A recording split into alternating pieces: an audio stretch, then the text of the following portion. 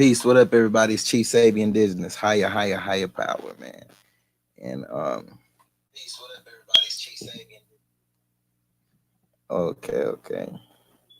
My bad, y'all. I didn't know there was nobody up in here. I'm just if you up in here, hit the like button and drop a comment. Let me know you up in here. Let me get you a moderator. Let me get you a wrench. Panayala la lawyer. Pana. That's a tongue twister. I'm gonna get it together though. But what up, bro? Peace. Higher power back in the booth. But I'm finna just go down through there a little bit about me said only the wise. Peace, bro. And I'm finna drop the link. Y'all can come on with me if y'all want. Let me see. Y'all can come in there with me. Let me get the link for y'all. Okay, I'm finna have to type the link because I'm not on the phone. Right here. Oh, it's not hard. Let me see. HTTPS. My bad, y'all. As you coming in, hit the like button, share. We finna be in here for a little second. I just popped on right now. Trying to share the stream link. Streamyard.com. What's been rocking over there at that Al Capone? Peace. What's been going on over there at that other Streamyard.com? I'll let me put another /.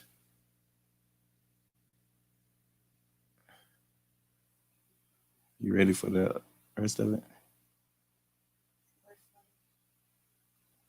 N for V Y Q for N T B I. I need to put this out. You comment?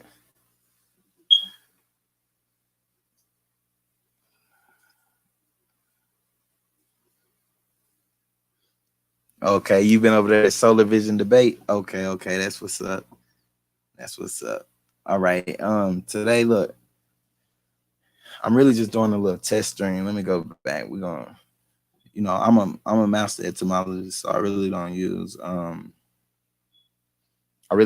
any like internet sites or anything for etymology, but for the purposes of the video, I'm gonna pull up some some different links and stuff. We're gonna go down through there real fast. It's just a test drive. All right. So right here we got pyramid. Matter of fact, look, while people come up in here, I'm gonna play a little bit of this video. I'm trying to get the vocals right on it. Let me see.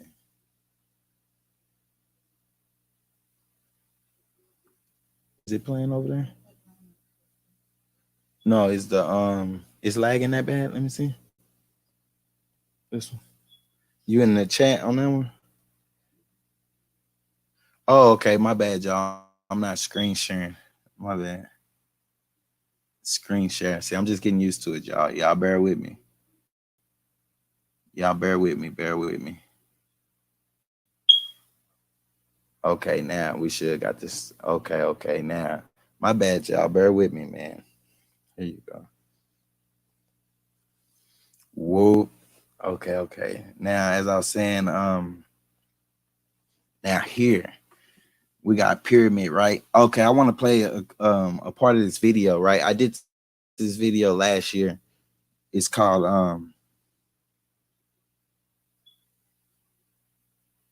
matter of fact, we're just gonna be playing parts of this video with that throughout this build. But why isn't it? It's playing, but I don't hear it. Can y'all hear it?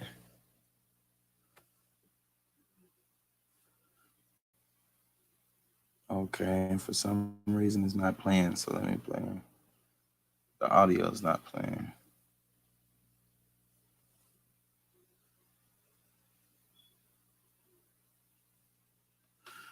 Okay, my bad. Let me see, y'all. My bad. I'm just working on this. Screen share.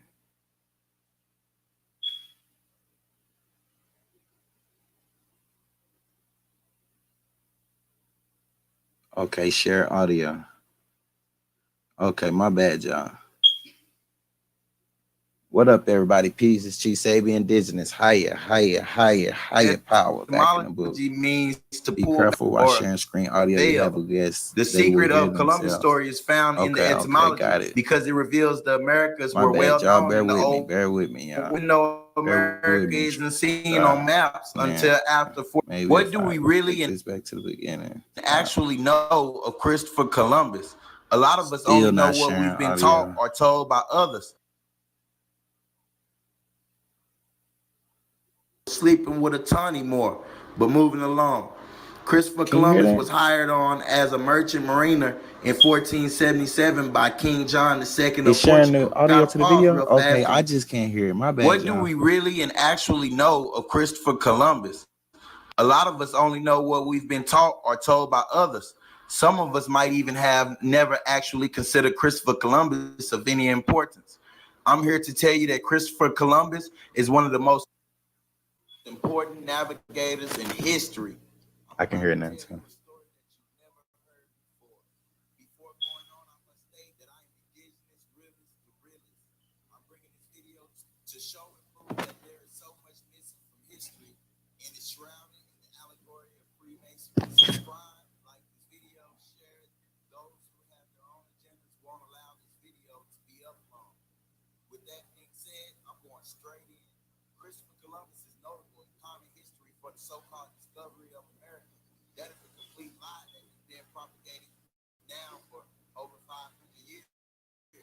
Discover, according to etymology, act of covering. In the etymology, because it reveals the Americas were known in the world.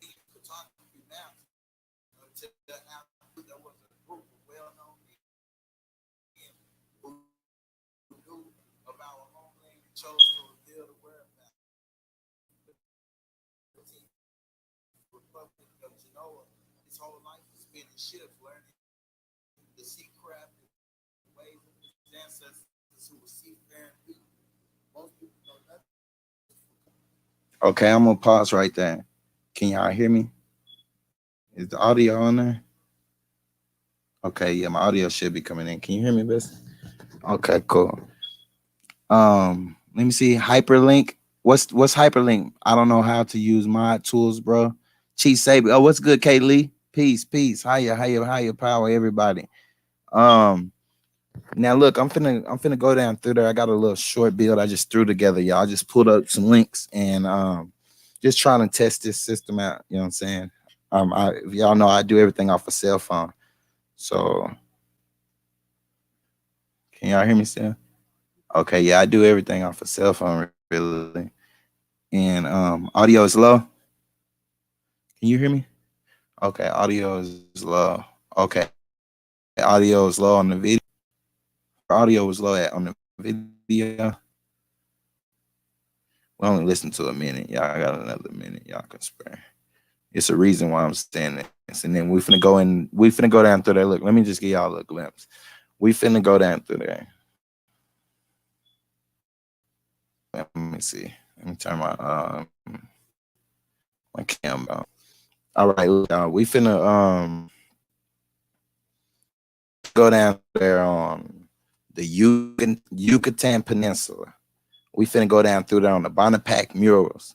We finna go down through there on shape shifting within the history of the the indigenous tribes of Americas, and we're also gonna go down through there on Kemet in ancient Egypt in the hieroglyphics, comparing the zodiac to, Mayan calendar to the calendar on top of the temple of Dendoran.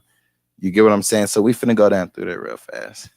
And but look, I'm gonna be playing clips of this Christopher Columbus video. I haven't heard it in a year, but when I was going through the etymology on pyramid, I found something peculiar because I talked about this already in the Christopher Columbus video, and because I'm gonna be talking about the Yucatan Peninsula and all that, I might as well just, you get what I'm saying? I might as well just, okay, look, Now, this is the thing. I started this stream from Streamyards. Okay. So the title does say testing indigenous realists. Okay, cool. Yeah, so this series, whenever y'all see me on here like this series is gonna be indigenous realists versus Africa. So if you any part of the African diaspora, I don't care if you say you're ADOS, you are a Pan-Africanist, you are a regular old average Joe African American, you finna get this heat.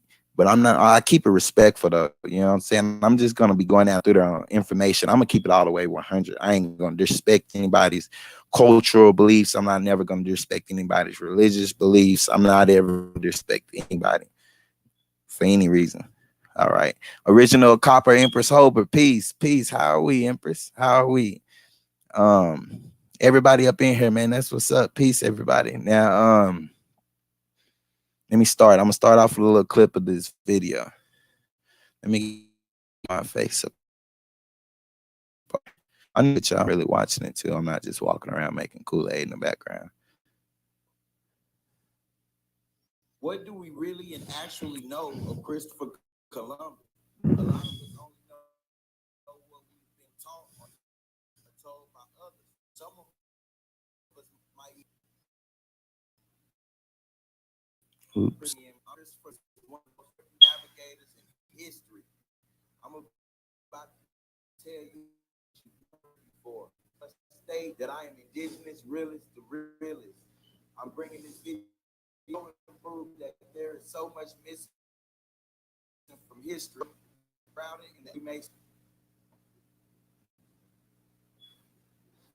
I'm trying to mute.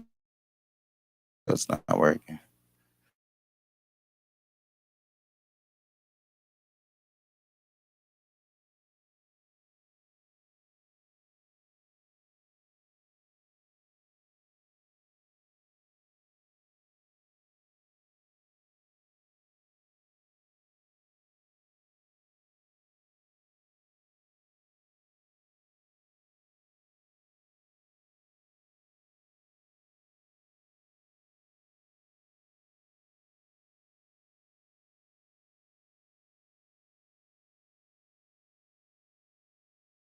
The secret of Columbus' story is found in as it reveals the Americas were well known. The secret of Columbus' story is found in the Americas.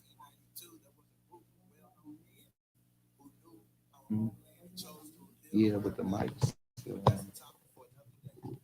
Oh, but I can mute my mic up here.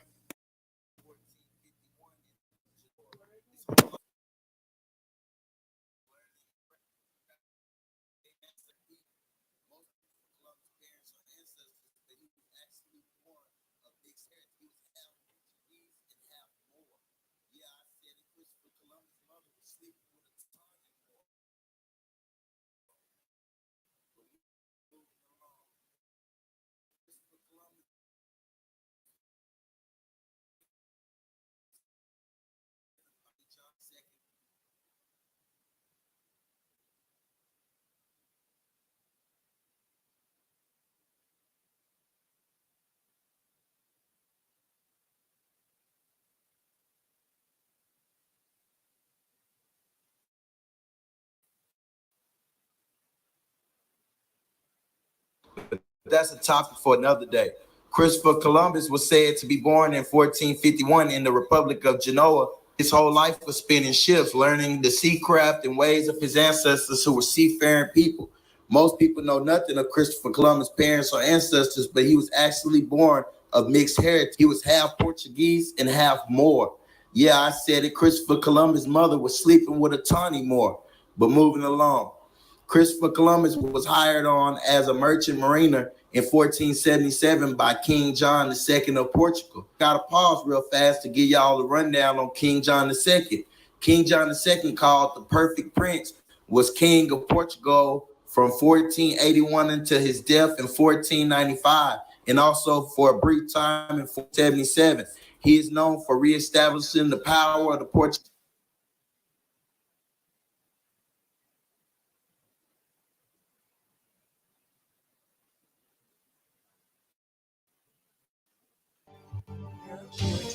To nurses who make a difference every day. is committed to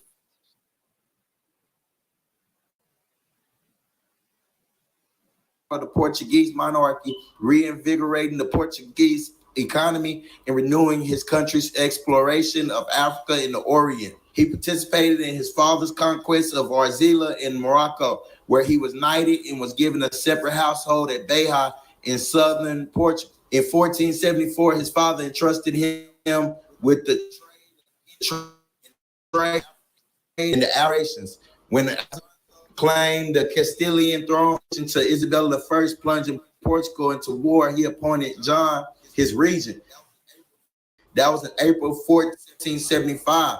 1481, he sent Diego Zambuja to build the fortress of St. George in Mina, the gold mine near Benin, a powerful native kingdom in the territory of modern Nigeria. Gold currency had been restored by his father, and the new trade now doubled the royal revenues in John, Lord of Guinea. I have to pause right there to say that the castle in Elmina Castle is in Ghana. That Brother Polite wanted you all to remember for its purposes in the slave trade, but it has much greater purposes and memories than that. The castle wasn't even used until 1637 by the Dutch for housing slaves, but its use was much more sinister than slavery. I'm going to sink in for a while, but moving on. In 1480, the sea route to Asia was established. It was the greatest discovery of Portugal at that time. They were seeking to make a trade route with Asia, all the while avoiding Africa, which was already well conquered and sacked and numerous times. I hope everyone are very important, and that this was in 1955. I know you all are wondering what the heck does the printing press have to do with anything, right? It has a lot to do with it. The printing press was invented, and as an effect, maps from all parts of the so-called old world were now available to anyone who had enough gold. See, it's going to tell you it's photography. Then map. Okay, right there. We're finna get in about Christopher Columbus. By the way, I'm talking about they talking about. Let's see. I paused right there, Miss Empress. Halito, everybody, Halito, peace.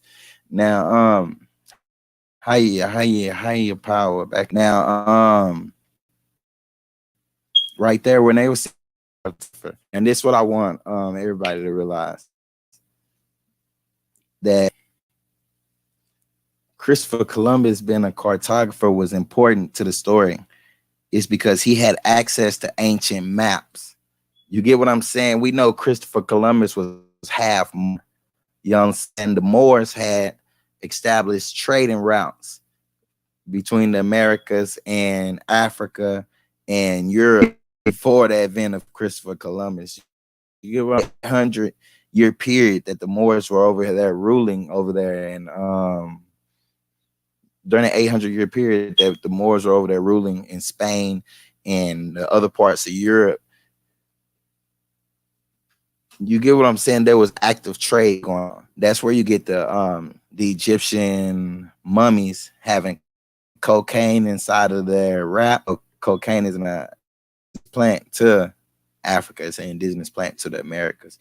And so there's trade between South, Central, and North America and all through. So look,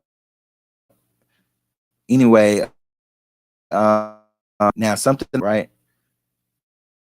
I want to go etymology of pyramid. I'm a master etymologist, you know what I'm saying? So whenever y'all hear me kicking etymology in my videos or hear me kicking etymology, that be like coming straight out off the dome. You get what I'm saying? So I never use sites like this. And so here goes a site. And I don't even know what site this is, but it says pyramid. Greek pyramis, pyramid. So it goes from the Greek through the Latin into the late Middle English. Okay, late Middle English in the geometrical sense via Latin from Greek pyramis, pyramid of unknown ultimate origin. So it's unknown. We know Maya means unknown. We know the word Mer means unknown. Or you're finna find it out when I play some more of that video. Now, where did the word pyramid come from? The word pyramid actually comes from the Greek word pyramis, which means wheat cake. The word pyramids was used to describe the ancient Egyptian buildings because they reminded the Greeks of pointy topped wheat cakes. Who believes that shit? I don't believe that shit. But if y'all want to believe, you can. Now look, the ancient Egyptian word for pyramids was what? Mer. Now look, I've never been to this site or nothing. I don't even know what this site is. I just type it in. I guess that's how you use Google. Just type stuff in. Now, what does a pyramid stand for? Let's see what they say the pyramid stands for. This is coming from the European. A pyramid, from Greek pyramis, is a structure whose outer surfaces are triangular and converge to a single step at the top, making the shape roughly a pyramid. In the geometric sense, the base of a pyramid can be trilateral, quadrilateral, or any polygon shape. Okay. Why do you say pyramid? Oh, how? Okay, what is another word? What's another word for pyramid? Monolith, tomb, shrine, edifice, memorial, obelisk, tribute, cairn, or cenotaph, or mastaba. Okay. Now look, we're gonna come back. We're gonna come back right here because this all is really important. Look, wait, let me see. Trying to highlight it. Okay. These words right here I got highlighted. We're gonna show and prove that man, I'm just gonna show and prove some stuff to y'all in a second. So don't let me forget the highlighted things. Let me play a little more.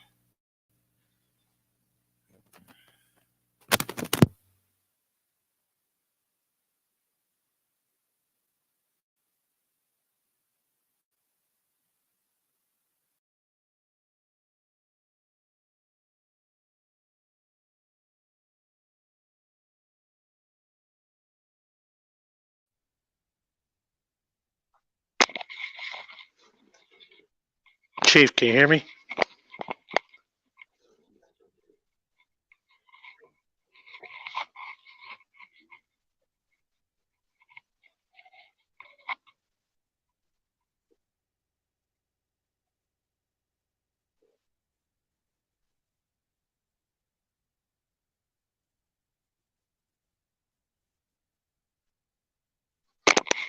Mic check.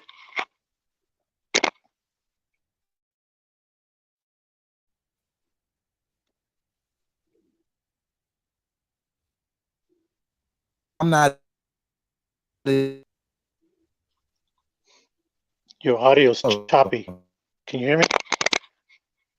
Mic check. Can the chat hear me? no, I'm not trying. Can you hear me?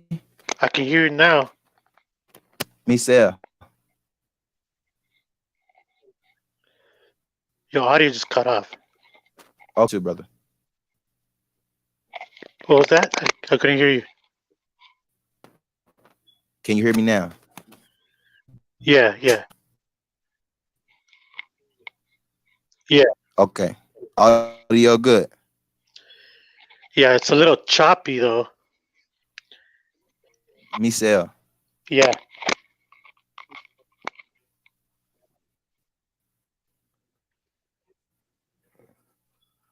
Okay, but how about for the YouTube app? On the YouTube app?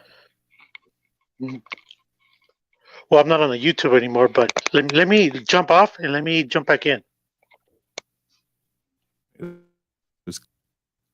Okay, there's just a lag between me and you, Michelle, and it's probably because I have that YouTube pulled up inside that other tab. It's just some lag, but okay, Michelle left the stream. So anyway, I'm finna play another little clip of this. But anyway, I don't know if y'all could hear me earlier. I said shout out to Keith of Death, shout out Red Squid X, Peace Tribe, Alpha Lion, that's Aboriginal, Peace Tribe. How are we, everybody? Huey P. Nuisance, peace, higher power. If you don't got a moderator just a second, everybody. But everybody, money love. Shout out money love. Everybody up there. Peace. Now I'm finna play this video. Christopher Columbus would go around and purchase the mount at behest of John II. Remember I said that King John II hired Christopher Columbus to be a merchant, right? Etymology of merchant. See, merchant is not a new word at all. It comes from two words, mer, which means to disappear or vanish. This term was originally used as a noun describing a seafaring group of people. It also be found present in the word with Okay, y'all. My bad. That was the point. That's right where I wanted to start at, man. That's right where I want to start at. So I plan from coming straight from that etymology to this part. So look, I'm finna go right back. Sorry, y'all, for doubling up. I mean, going back, but look, I just want to read the etymology again real fast. Wait, let me say that this is light etymology. I don't even click onto a site or anything. I just typed in, as you can see, etymology of pyramid. And basically, I'm just getting something easy to ask for. We're just putting tools inside your belt. You know what I'm saying? We just want working tools of a master at all times. So the word pyramid actually comes from the Greek word pyramis, which means wheat cake. The word pyramids was used to describe the ancient Egyptian buildings because they reminded the Greeks of pointy-topped wheat cakes. The ancient Egyptian word for pyramid was myrrh. And remember, I highlighted that word for you all, myrrh. Now, let's go back to the video. I dropped this pressure. This is some old pressure. Anyone who had a history books won't tell you that Christopher Columbus cartography being the study. Christopher Columbus would go around and purchase of King John II. Said that King John II hired Christopher Columbus to be a merchant, right? Well, let's look at the etymology of merchant. See, merchant is not a new word at all. It comes from two words, mer, appear, or vanish. This term was originally used as a noun describing a seafaring group of people. It also can be found present in the word marin, which appeared. Look out for my next video entitled "What Happened to the Mer" is to celebrate or sing. Now, let me show y'all how this correlates real fast. Now, look, the brother. Okay, the brother asked me about, was there more than the 7 continents? By the way, I just got a few of y'all the wrench. I got my monitor. You know what I'm saying? So I got y'all some wrenches and stuff. If you ain't got your wrench, you know, we'll get you one. But I appreciate y'all for rocking with me and bearing with me. Y'all know this is probably my third time in my life using a laptop. You know what I'm saying? So yeah, did y'all hear how I broke down the word myrrh? Unknown place, an unknown thing, something that's it means the same thing as Maya. I'm telling you, watch this. I'm finna take y'all through that. That's why I named it. That's why I entitled the video about that. That's why I entitled the video that, because I wanted to show y'all how the Mayans connect right back to Kemet and all that. So y'all just bear with me.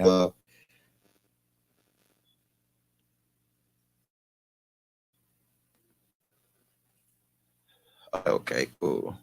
I'm just making sure, seeing who all up in there. It's 11 people up in there. How them likes? Likes on video. Wait a second. Hold on, y'all. I'm finna be giving some powerful information. Make sure you hit that like button real fast. Let me go to make sure my eyes are mistaking me. Let me leave the room and come back in, y'all. Make sure y'all, man, because you sure gonna like the information. Oh yeah, my bad, y'all. Excuse me, 11 people up in here. Let's roll. What you put this out on the first time?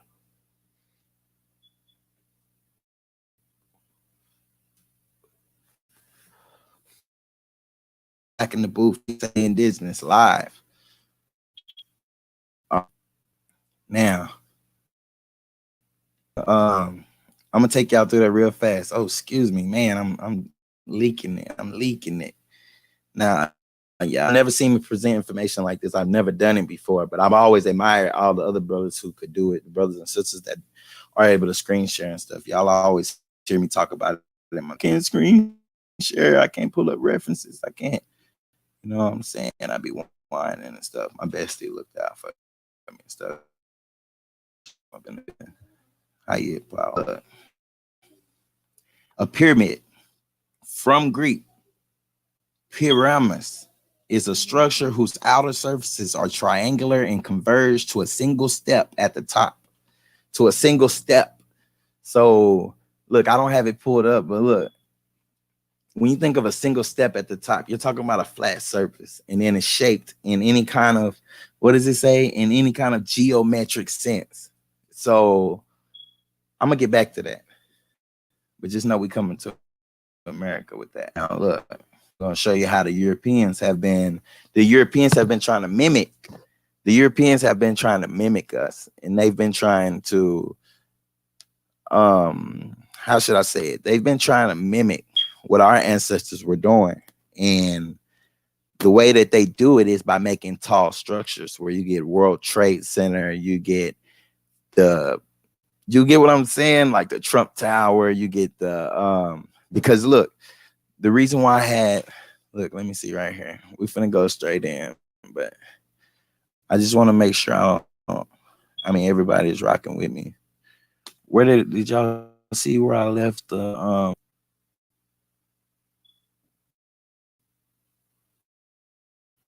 okay, right. Let me highlight that. Okay, I want to go backspace. I want to highlight. Okay, well, so we got monolith. Now, what is a monolith? A monolith is a structure, a humongous structure.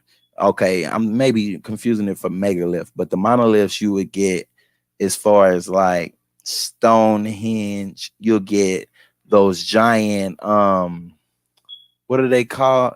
The giant heads buried down there in Mexico.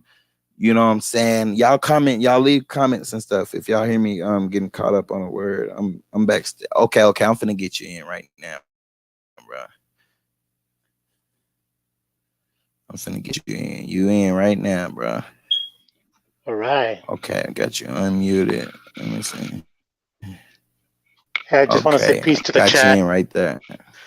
Just want to say peace to now, the look, chat. This is what I want to say. Hey, everybody, that's Misael, Only the Wise, man. Shout out to my brother, man. You said you've been rocking out with me for about a year. It's been about a year and a half, Misael. Yeah, it has. Yeah, man. It's been shout out to quite a while. HOTC. HOTC family's in the building right now. Okay. Monolith. A monolith or a monolithic structure, you know what I'm saying? That's any kind of like stone structure without like stacking. I guess it'd be stacked or whatever. We can type in the words if we want, but I'm just trying to give a brief summary of them. A tomb. You get what I'm saying? We have tombs and cairns everywhere. Okay, cairn is also on the list. Let me see. A shrine. What I wanted to say about shrine. A shrine is like the Washington Monument, the Lincoln Monument. Those type things are actual shrines or megaliths or monoliths. You get what I'm saying? So that's the European trying to mimic us by trying to create pyramid structures, because it is, even though it's using modern technology, it's still a pyramid. All right. Now let me go right here. Okay, now and the brother asked the thing you want to build on while you're up in here. Right? Anytime you want to add on, just add on, bro. You can cut right in. For sure. I know. Okay. Whenever you want, anytime you want. Let's see. Where do I want to go? I'm gonna make a straight link. We're gonna start over here in the Americas. Let me see how I want to do this. The Yucatan Peninsula. Let's talk about the Yucatan Peninsula. What you Misael? What's up? Oh yeah, the Olmec colossal heads. I say, what you been up to? What you been building on? What you studying on? while I'm pulling Oh, up some stuff. I just been well taking care of my son, and I've been trying to like study up on the like the Americas, but it's Central America. That's where I'm from El Okay, Salvador. okay, that's where you from? Yeah, yeah. So You from El Salvador? yeah, so my neighbors are like Guatemala, Nicaragua, Panama, et cetera, et cetera. Okay, So okay. those I know those are like Right. descendants of Olmecs actually. Right, right, right. Okay. And where have you gotten so far with that? I mean, Well, really, like, what do they consider Central America? Do they consider Yucatan part of the Central yeah, America? yeah, yeah, they do. For America, I can, but Well, according to my study, American. So yeah, it's part of the same. Where when they split up, the Aztecs went to Mexico. The Mayans, central.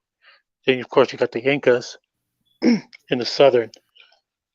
see, there's all kinds of laptop, bro. I'm trying to pull up a big picture so we can see it on the map, and I really am having a hard time. This is really my first time going like this. I'm using a touch screen. Click on the audience, bro. And where are you? Where's your location? I mean, like, where are you at right now? Down there in Central America? Yeah, that's like the very narrow part of Central America. It, very that's a What very country are you in? El Salvador. Oh, okay, okay, okay. You out there It's in actually El it's on the Pacific. Salvador. Damn, Yeah, Salvador's on the Pacific. Yeah. it's pretty dangerous out there, isn't it? Oh hell yeah, Is it in dangerous. pretty yeah. It's the whole I system. got I got some homeboys that be back and forth up there. I mean down there. I guess it'll be down there. Are they affiliated? Yeah.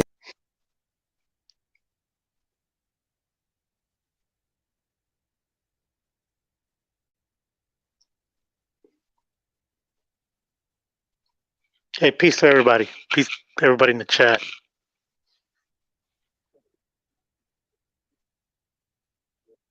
I see Huey P. Red Squid. What's up?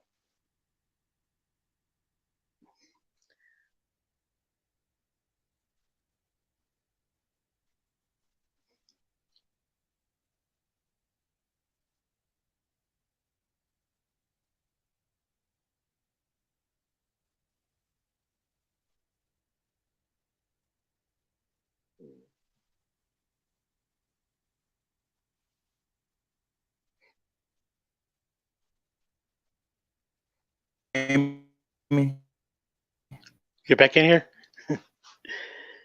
me said, can you hear me? Yeah, I can hear now. Misael. Yeah. Like I hear like my name, but then like your audio cuts off like right after.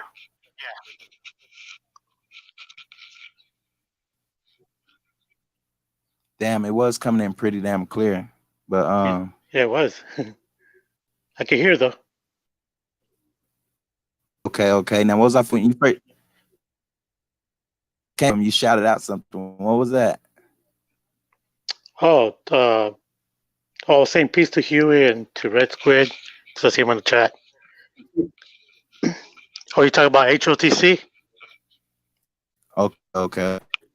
Yeah, yeah. HOTC. Yeah, there's a House of True Consciousness.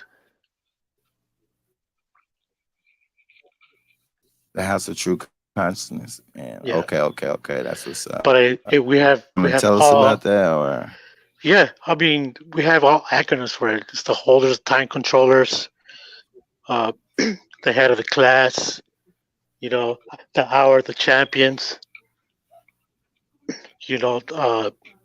I came up with some, healing of the conscience, helping others, teaching consciousness. I mean, right. there's a lot of I came up with a lot of acronyms for it.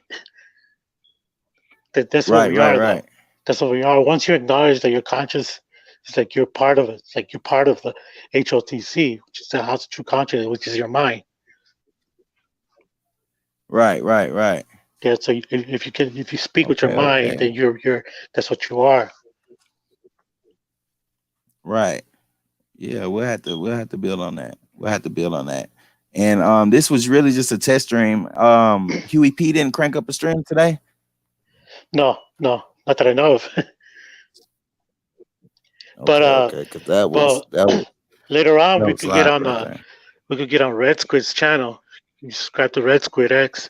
Um, you know, Hold on, let me go to him right now. Red Squid X. And I'm still finna continue what I was talking about. I'm just chopping it up with you. We never been yeah, able to talk. yeah. I've always been in the Red chat Squid. though. I've always been. I've been with you on the chat. You in the chat. Let me see, man. Red Squid X. Okay, I just subscribed to Red Squid X. Yeah, he's gonna go live later on today. Okay, cool, cool, cool. Man, it took me like 2 hours to figure out how the hell to get on here from a laptop. I'm so used to doing everything on the phone. yeah, All right, all right. Can you hear me, Michelle? yeah, I hear you. All right, look, the main attraction of the temple. This is the I'm gonna read it to you how it relating to what I'm on I today. The remember main that image. attraction of the temple is the I mystical remember that zodiac. image for real. This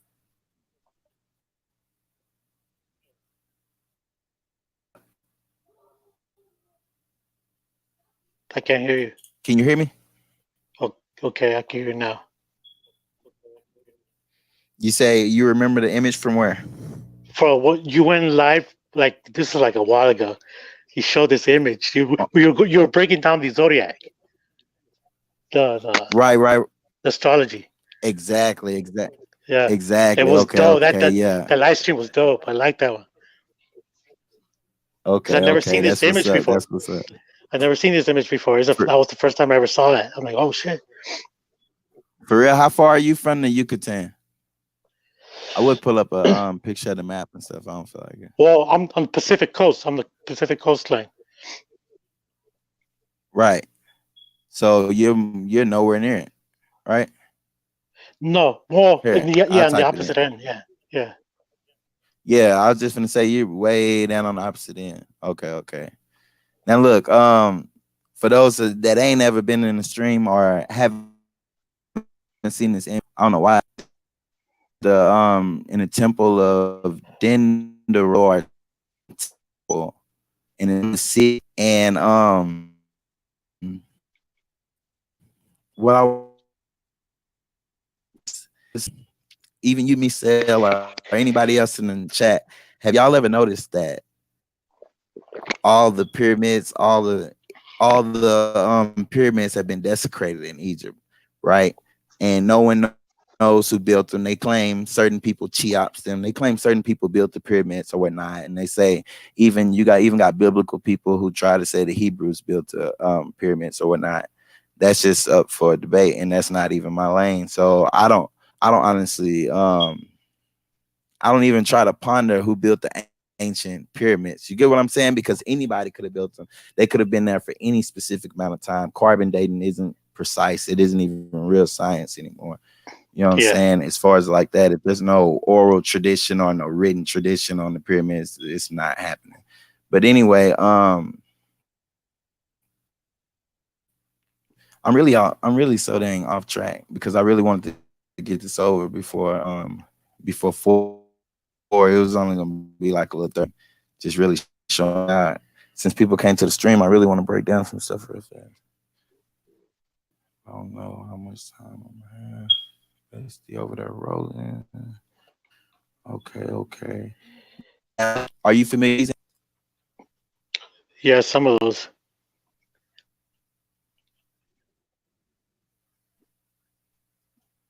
The Bonaparte murals. We have brung these I up have, too, because I brung up, but these are like out. What you say? no, I didn't say that. What would you say, Michelle? No, no, no. I'm familiar with some, but there's some that I haven't never seen before. Right, because some of them are not authentic. Some of these are like They have all been right, look, tampered with, huh? let me go for example. You know, just some of them are like show you example. Like I was looking at them back. Let me see. Like this. And those images are like in on the pyramids, or where these images come from? Cave? Yeah, that some of them like let me show you for example. This one on the right, that's a remaking. You know what I'm saying? Like Yeah. that's not Oh, that's an obvious. original. Yeah. You know what I'm saying? Like that's Yeah. not at but like if you look It, at yeah, that's more like a copy and the paste. older ones like this, and they're like inside little temples here. I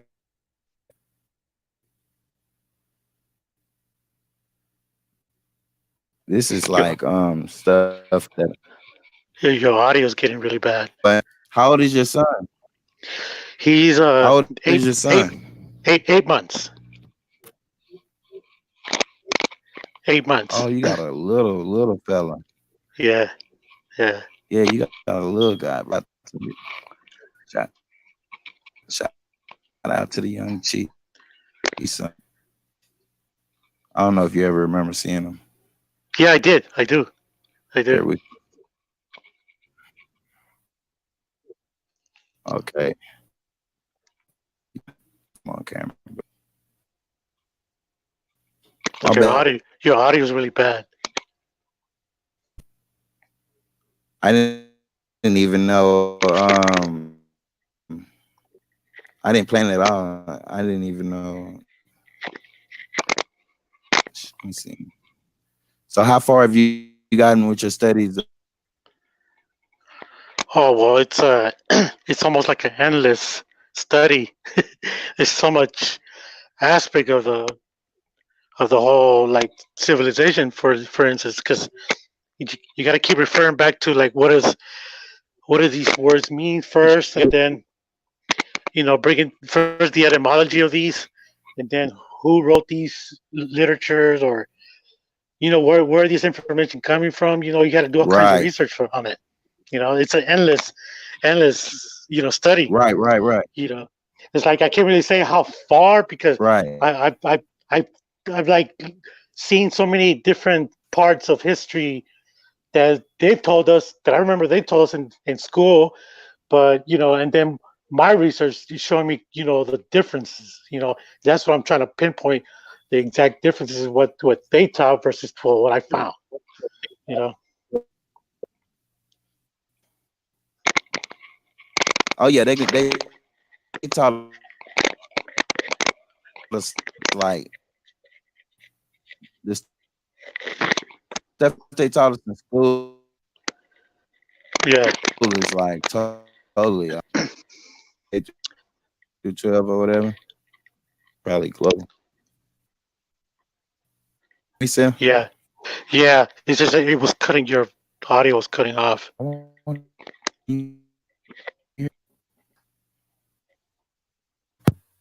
Can't hear you.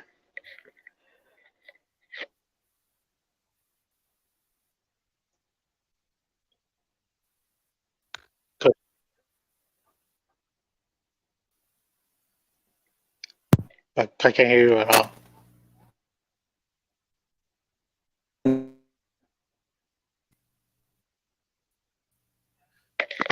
Negative. No. Michelle, am I Okay. lagging? Okay. Can Not. you I hear can me? hear you now, but it's coming in and out.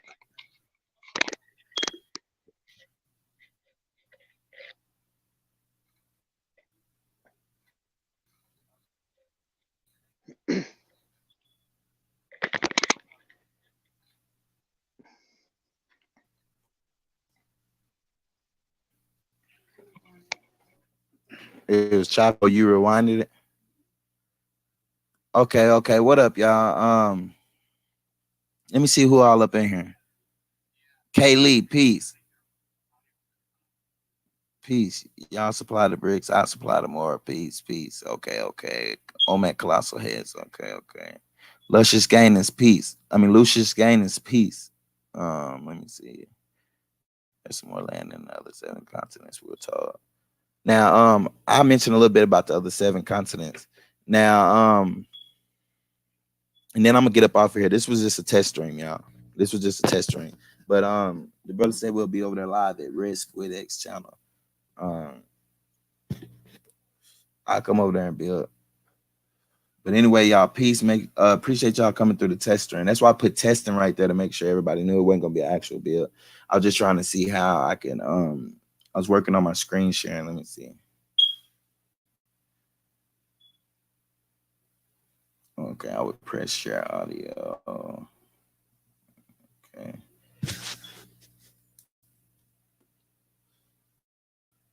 And I just had some stuff pulled up. You know what I'm saying? I was gonna do a comparison. You know, a lot of people do comparisons instead of actual purposes for the pyramids.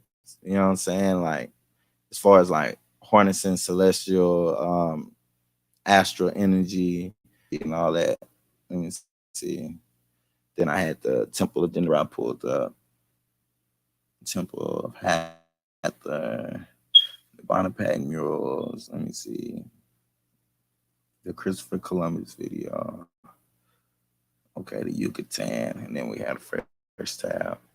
Okay, but next time, I'm actually gonna start. The next time y'all see me on here, excuse me. Let me see, stop sharing. The next time y'all see me on here, in this format, you know what I'm saying, streaming off the laptop, screen sharing, I'm gonna actually be doing a series. And let me see, let me go to it so I can tell y'all the name of the series so y'all can be on the lookout.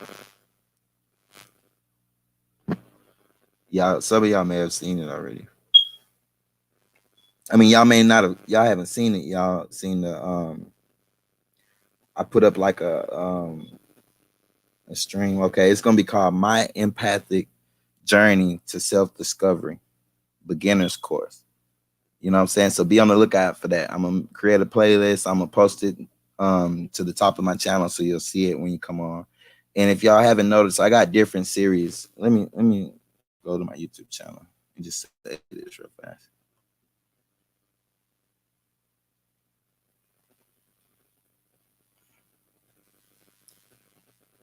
Okay, your videos.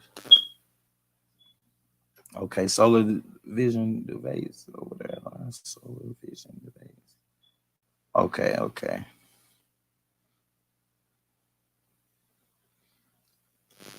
Now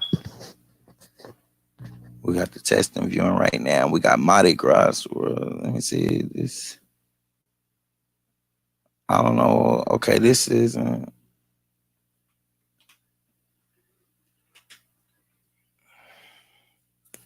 Let's see.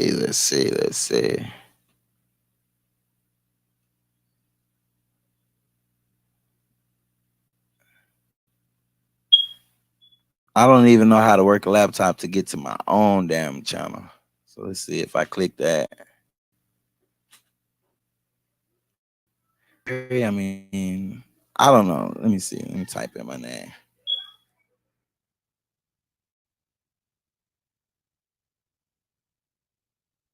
Chief Sabi Indigenous. Let's see. Or y'all know y'all can type in Indigenous Realist too and get to straight to my channel. What we building on, y'all check out the UVT. Some great Ross Ray Sawyer, Godly Technology. Peace, everybody that's coming in. My bad. I'm screen sharing, so I didn't see who was coming in. Peace to everybody that's coming in. You now tuned in the Chief Sabi Indigenous. Hiya, power back in the booth. Now I'm just doing a test stream, y'all. If y'all been around for a while, y'all know I don't know how to work a laptop and screen sharing all this. I'm trying to do it.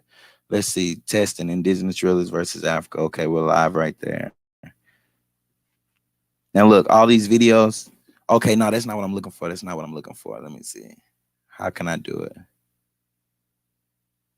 Let me see. Playlist.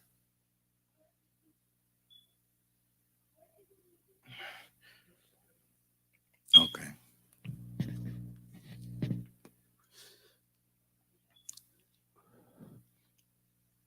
But look, y'all. Yeah, this some guy.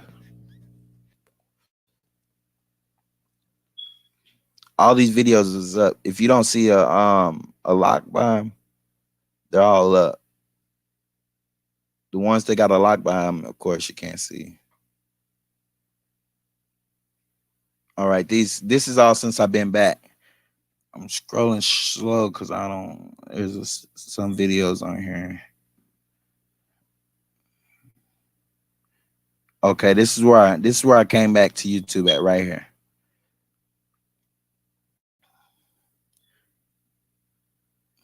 I came out. Look,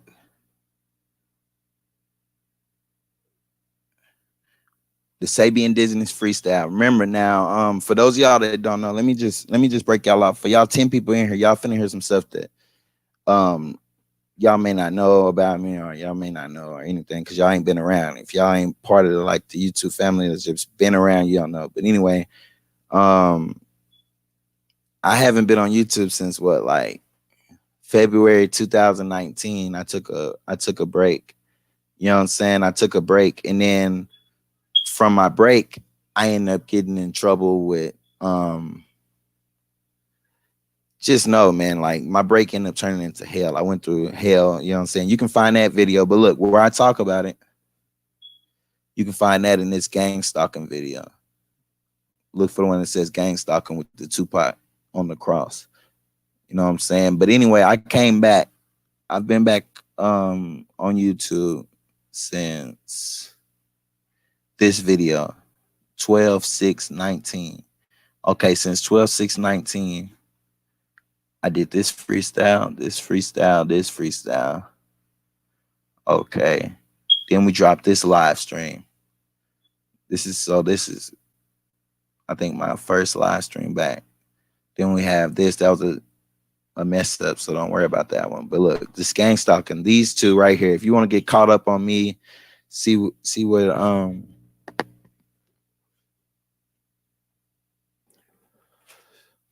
what I've been having going on. Like, you know what I'm saying? A lot of people like to hide what they do in the background of YouTube and stuff. My life is just pretty see-through. Now, okay, I did this. President Trump calls the impeachment a hoax. Okay, fast forward. Let's see. Now, okay, we have the Harvest of Shame. That's a good video, y'all. Y'all should definitely watch this video. Harvest of Shame. It gives you a look into the life of it gives you a look into the life in the Americas way back in the what? 50s. Let me see. Let me click on real fast.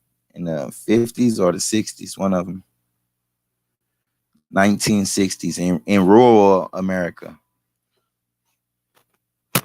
Rural, however you say it, rural America. RURAL in throwback America. And the conditions, the conditions were like really bad for our people. The conditions were really bad for our people. Let's look real fast.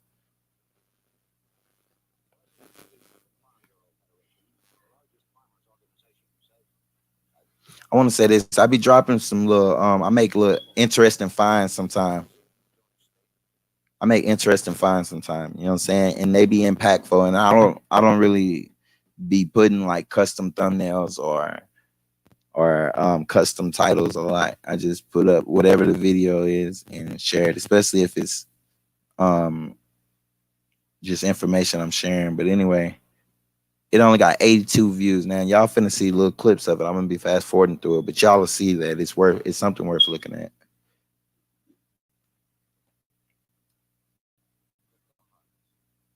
Oh shoot. I'm not even screen sharing, my bad, y'all.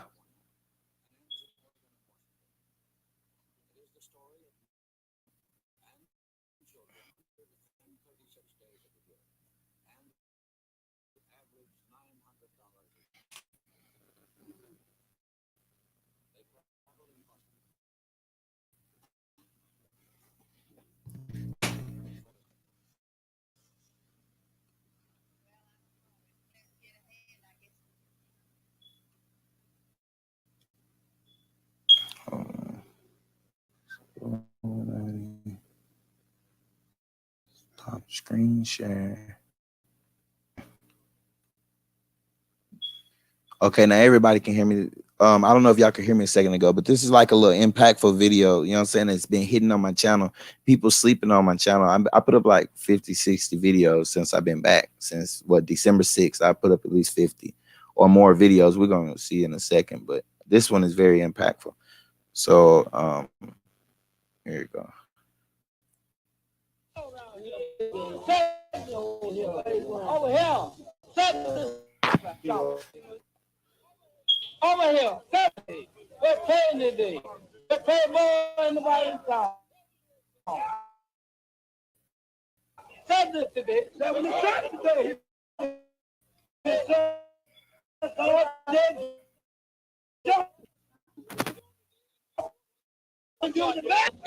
It got to you got left.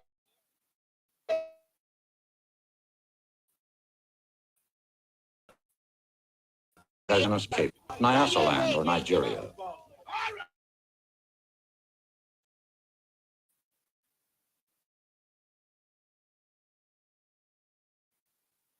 Correct.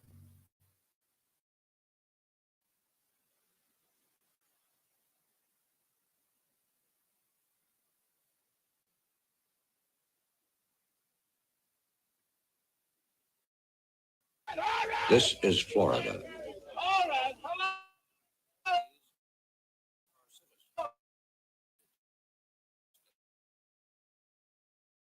Of the United States. The various fields. This is the way the humans who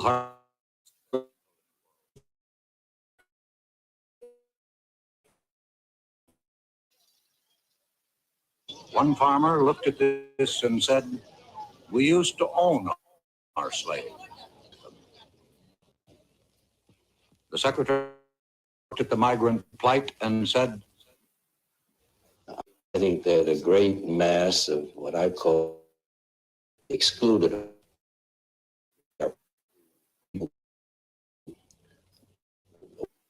workers and their children and their wives.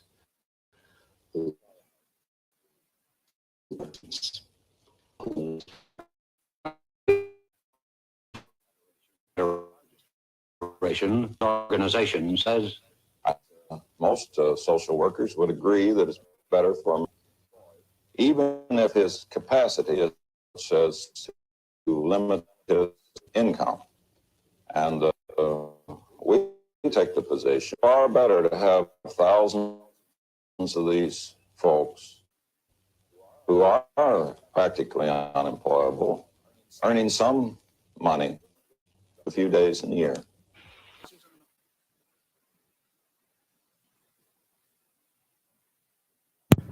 Man, I don't know if it's lagging, y'all. Let me know if it's lagging. I'm stopping the video right now, but he just said something important.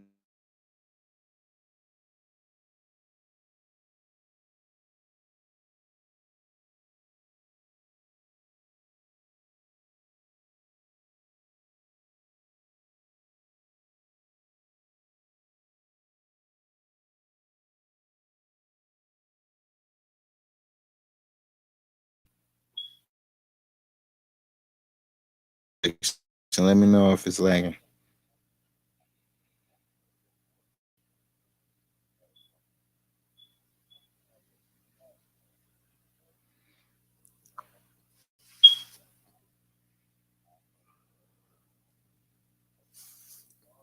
Here. Oh shit. Is it still playing over there? Huh? Yeah.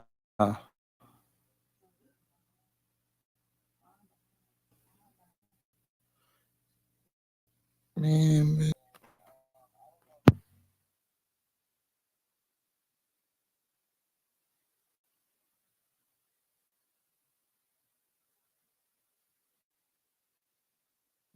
So we not lagging anymore, y'all. I'm finna play the video.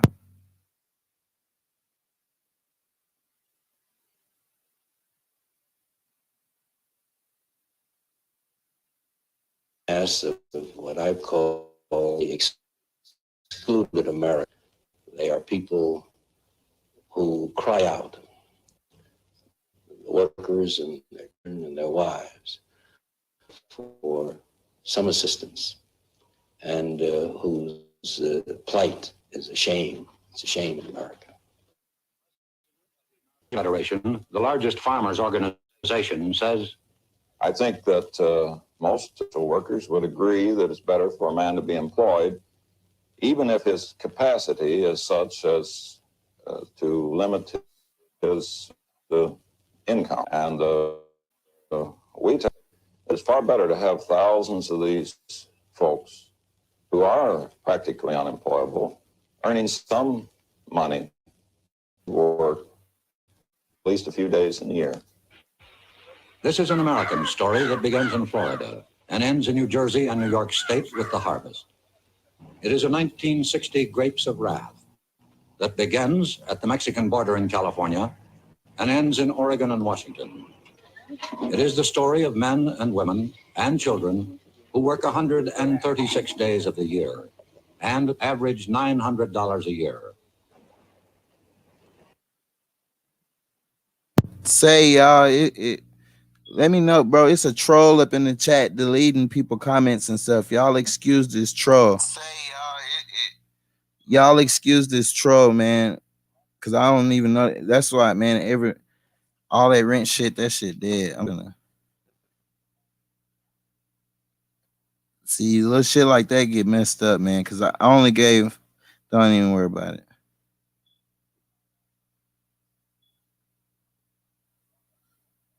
I'm gonna do that shit right now while the stream going, y'all. And my bad, then I'll play the video.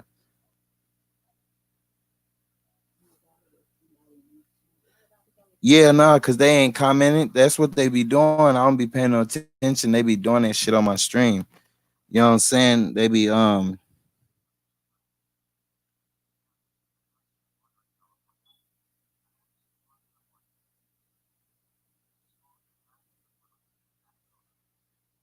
they probably be blocking people and everything with their bitch ass.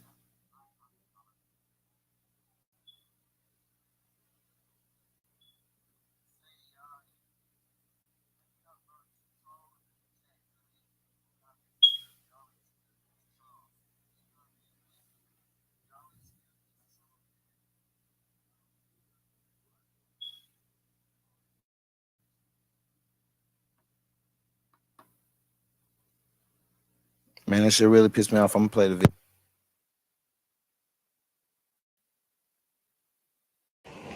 They travel in buses.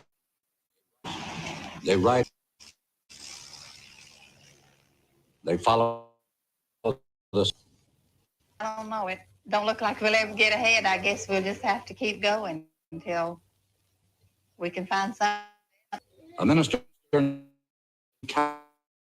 Cassidy who works with. As in a slave. Only on name they are not. In the way they are treated, they are worse than a slave. And somebody has all that out of. Is that a slave or not? Workers in the soil of shame.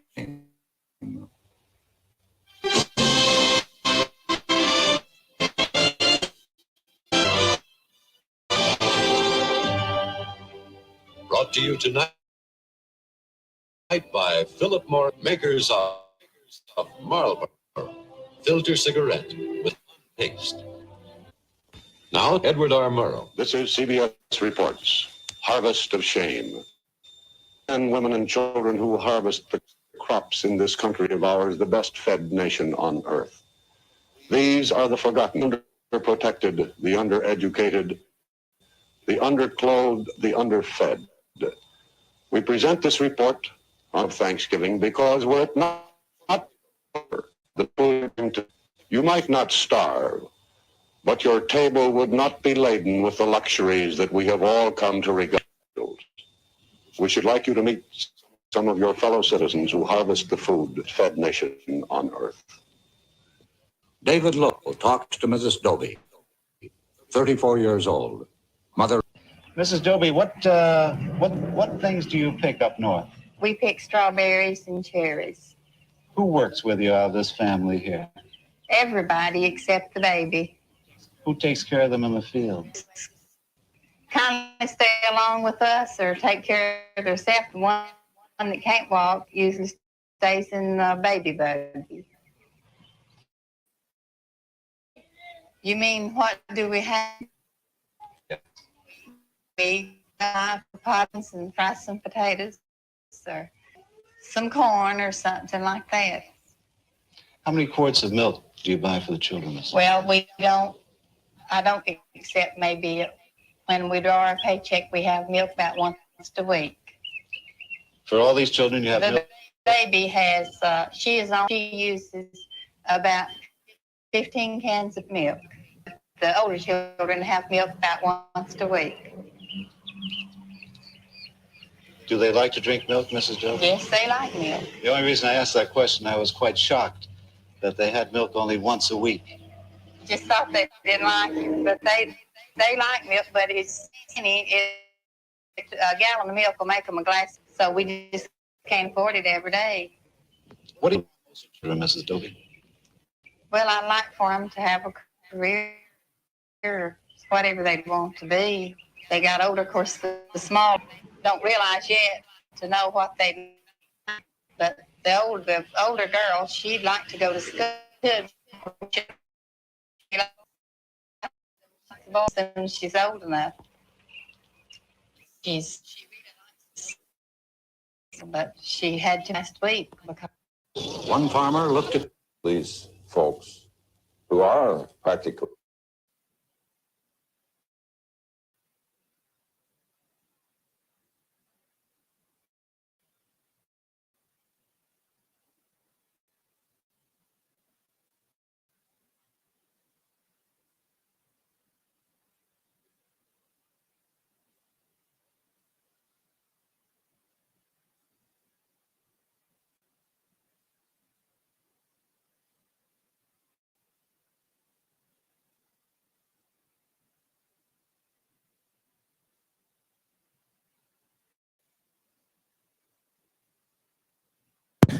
Oh, okay. Y'all couldn't hear me, man. Y'all got all these fucking people blocked on my channel, bro.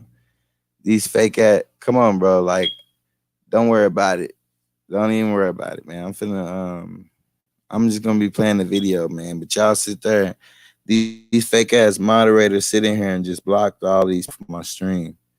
Come on, man. Like, y'all just been blocking people off my channel, bro. Like, I get y'all moderators and y'all just sit there and block people on my channel, bro. And that shit weak as fuck. Like, real shit. That's some old weak ass shit. Whoever been doing that shit, that's some old peon weak ass shit. Like, for real. Like, it ain't finna be no more moderators on my channel, none of that shit. If I don't know you personally, you can't moderate on my channel, none of that shit. I don't know what the hell. Y'all just been blocking everybody. Like, I see familiar names and I'm wondering, like, why people ain't been tapping in. Like, what's going on? Because these moderators just been blocking people on my stream, y'all.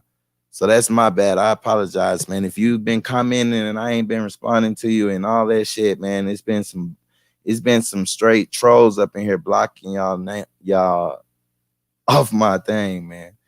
It's about 100 people up in here blocked, bro. But don't worry about it. It's cool. Y'all keep trolling on. I'm finna clean my channel up. Y'all won't be able to troll over here no more. I promise you.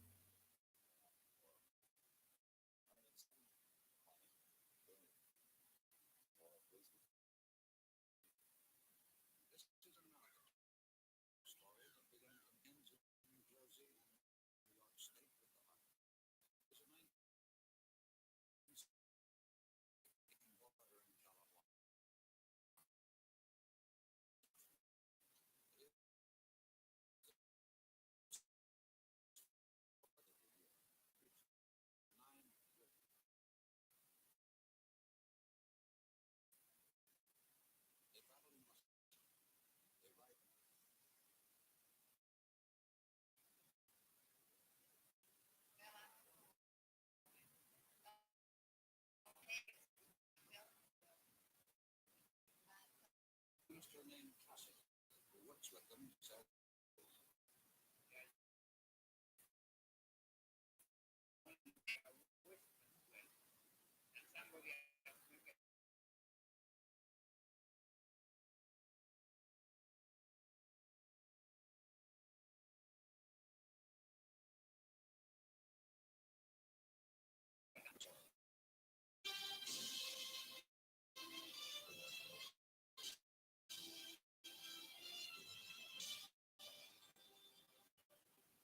Brought to you tonight by Philip Morris Incorporated, makers of Marlboro, Filter Cigarette, and the Now, Edward CBS reports, Harvest of Shame. It has to do with the men, women, and children harvest the crops in this country are the best fed nation on earth. The underprotected, the undereducated, the underfed represent of the people you are going to meet.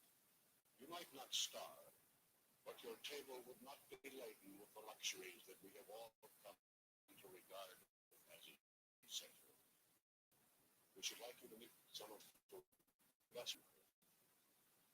David Lowe talks to Mrs. Stokely, 30 children. Mrs. Stokely, what things do you pick up north? We pick strawberries and cherries. Everybody except the baby. Well, they just kind of stay along with us or take care of themselves.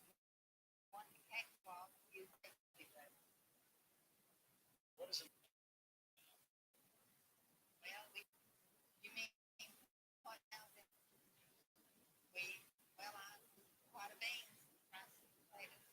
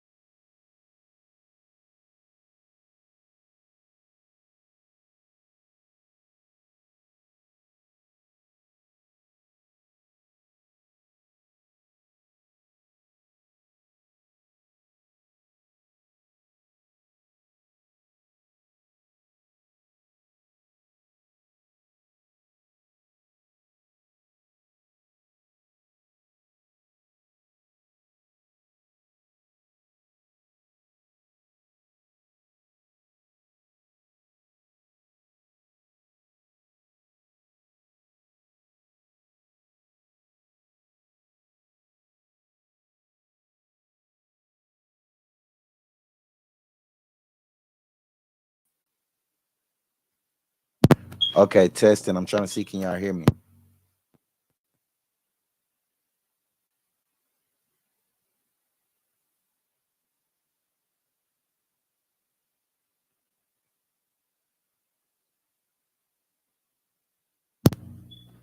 All right, y'all. Now, this is what I just want to say, man. I never in my life would have thought.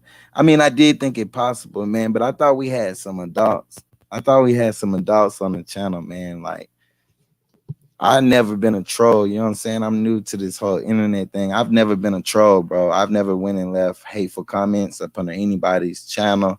I really don't leave negative comments. I don't troll at all. You get what I'm saying? But since I've been on YouTube, I've always had trolls. I've always had people trying to delineate me from my path or try to interrupt what I got going on. You know what I'm saying? Like, I'm very familiar with organized gang stalking, community stalking techniques, community policing techniques.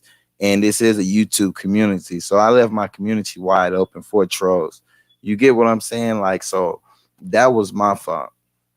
That was my fault, y'all. But I'm gonna tell y'all like this: Indigenous Realist, this is the hive. This is the hive. You know what I'm saying? You're now tuned in to Chief Sabi Indigenous. You know what I'm saying? But my channel, I don't really need anybody to like, as far as like interact.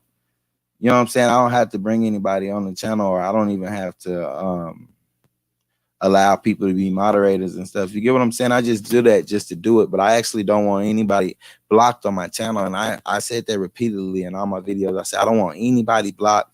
I don't want anybody comments deleted. And so somehow I accidentally gave a troll a moderator wrench, a few trolls, and they went and they've been blocking people. So if I haven't seen your comment or I haven't responded to you, and I've been wondering why the chat has been kind of dead, or why the chat be going slow sometime, and it's because the moderators be in there, and as soon as somebody pops up, they block them as soon as they pop up. But it's cool. That's a mistake. But hey, like I said, I taught myself everything about YouTube, everything about using a phone to create videos and stuff. So this is just something I'm learning. You get what I'm saying? It won't happen again. You know what I'm saying? This channel just won't have moderators. You get what I'm saying? But anyway, I'm still finna play this video. So y'all just I'm finna play this video that's on my channel called The Harvest of Shame.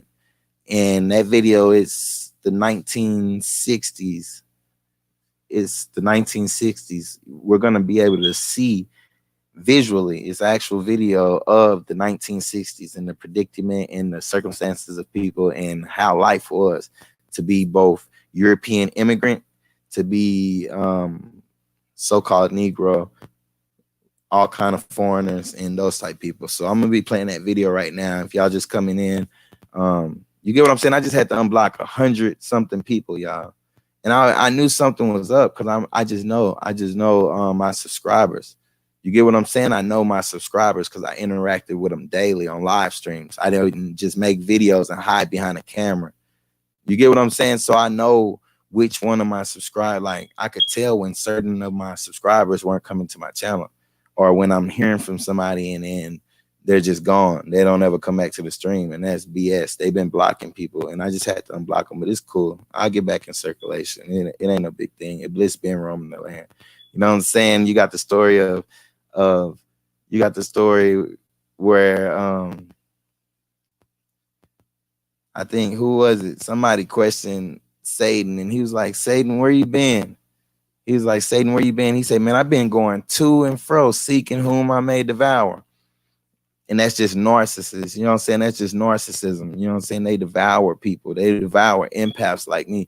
See, I'm more like of an open, like, plain sight. I don't have anything to hide type person. You get what I'm saying? And so when you get narcissists who hide behind logos and pictures and things like that behind the camera, and you get an actual logo in the flesh, you know what I'm saying? I'm a logos in the flesh. You know what I'm saying? So when they see a real logos and they're hiding behind a logo, or they're hiding behind someone else's logo, that's why they hide their hair behind baseball caps and logos. You get what I'm saying? But anyway, I'm finna play this video for y'all. I just got pissed the hell off.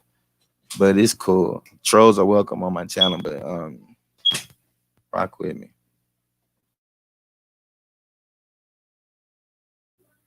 Yeah, I can do this.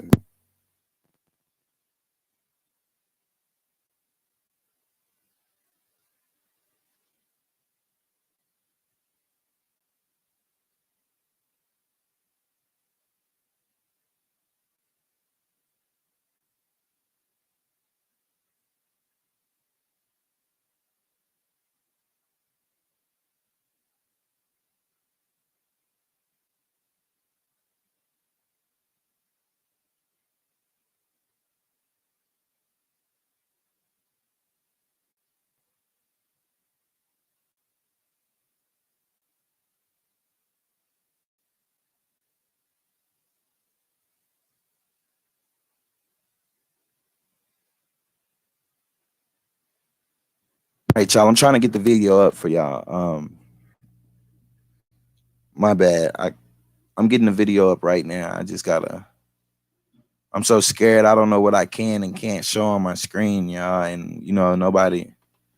I don't really know anybody that I actually know and I'm acquainted with that could, you know, give me the game on how people stay safe while trying to screen share and trying to do things like that. I don't know anything about that. So anyway,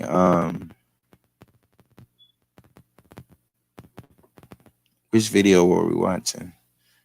There should be, okay, let me click on this.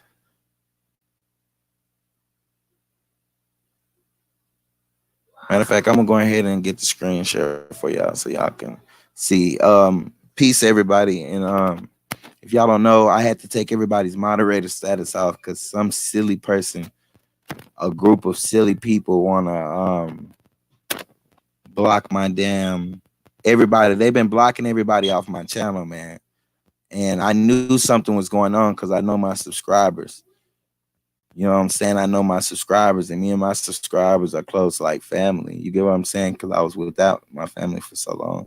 You know what I'm saying? So, okay. And really what I need to do, okay, I'll do it later. I'll be watching the stream for my other one. Okay, cool. Now it should be sharing. I shared audio, so now let me go here.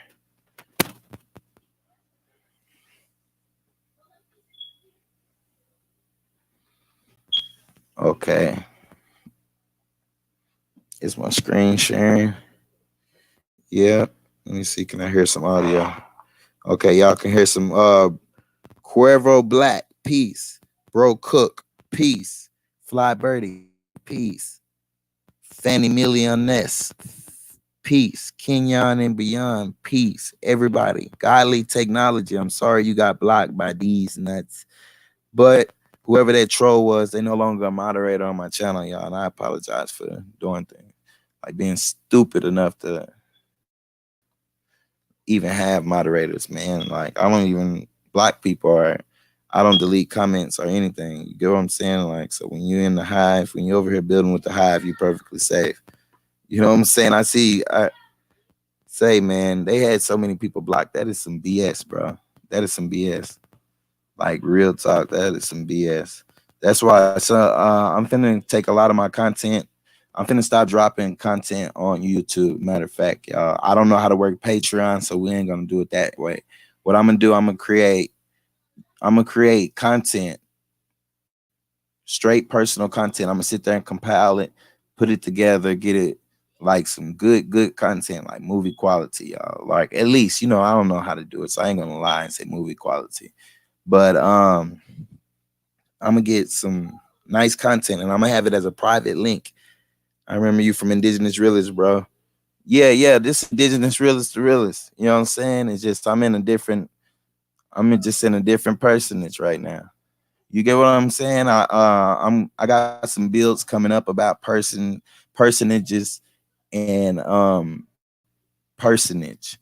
You know what I'm saying? That's hot science about how avatars, when avatars come, how we manifest ourselves and then how other people manifest themselves, you know what I'm saying, through their own consciousness so they can reach conscious. But anyway, I'm really pissed off. I don't know if y'all can hear it in my voice, but I'm really pissed off. I don't appreciate anybody hacking my. Okay, I'm trying to make sure it's safe. Oh shit. No, I don't want to play any private video. That's my bad, y'all. Okay. Right here. Now look, I'm gonna be bringing up the pointer, y'all. So I'm not trying to click on any video till we get to Harvest of Shame, all right? But in my bad, y'all. If I haven't been able to see y'all comments, man, it's because trolls blocked everybody off my channel, bro. Hundreds of people. Man, they playing games, but it's cool. Apartment is being entered when we leave. Okay, you see this one says apartment being entered when we leave. What the F? I think that's on private. Yeah, that's a private video, so y'all can't see that one. But I'm a I may let y'all see that video. Then we got RIP Indigenous Realist. So for the brother that just said in here, you remember me from being Indigenous Realist. Indigenous Realist died 7 months ago. You know what I'm saying? Indigenous Realist died 7 months ago, and it's right here. Do y'all see this? Indigenous Realist died 7 months ago. So if y'all wondering about that, and if y'all want to build on that, if y'all want me to build on that, I'll let y'all know. But look, he chunked up the deuce. You know what I'm saying? We got Indigenous Realist chunking up the deuce right here. Okay, my bad. I'm zooming in, my bad. Got my boy in welcome. Make sure everybody hit that like button. Indeed. Let me see.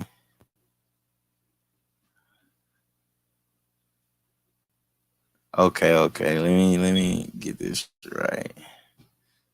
My bad, y'all. Shit. Can y'all even hear me? Yeah, I got the audio on. My bad, y'all. The Harvest of Shame, man. It's something to tell manifestation. Anything on your computer, this ain't the time to break down a manifestation. I'm finna just play this for writing better. As a student, I like that it's free. It actually is correct.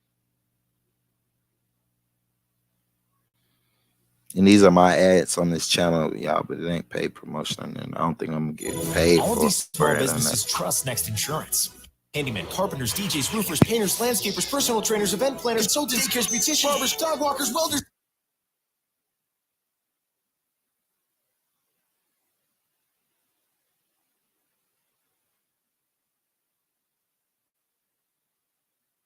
Okay, hopefully for the last time today, I'm explaining again what's going on with this clip I'm finna play. This is a clip that's on my channel, Harvest of Shame. So if you don't watch it out right now, you can watch it later. If y'all see my energy is drained, because it's like it's crazy. But this Harvest of Shame, but it's a really good video. And on this video, they're showing you life in the 60s for not just the Aboriginals, the Indigenous original inhabitants, but also the foreigners who came over. As far as your Europeans, your other you just finna see it, man. I got totally sidetracked today, but anyway, here it is. Oh shit, I went all the way to the back of the video. Similar proposal to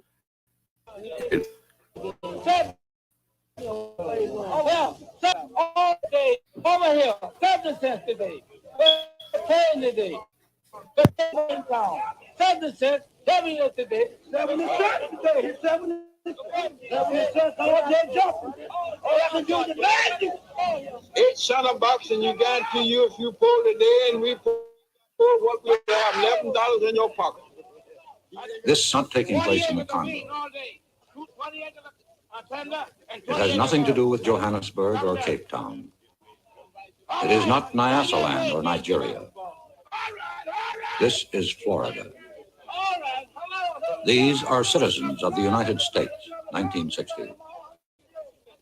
This is shape up for migrant workers.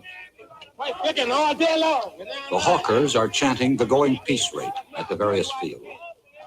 This is the way the humans who harvest the food for the best fed people in the world get hired.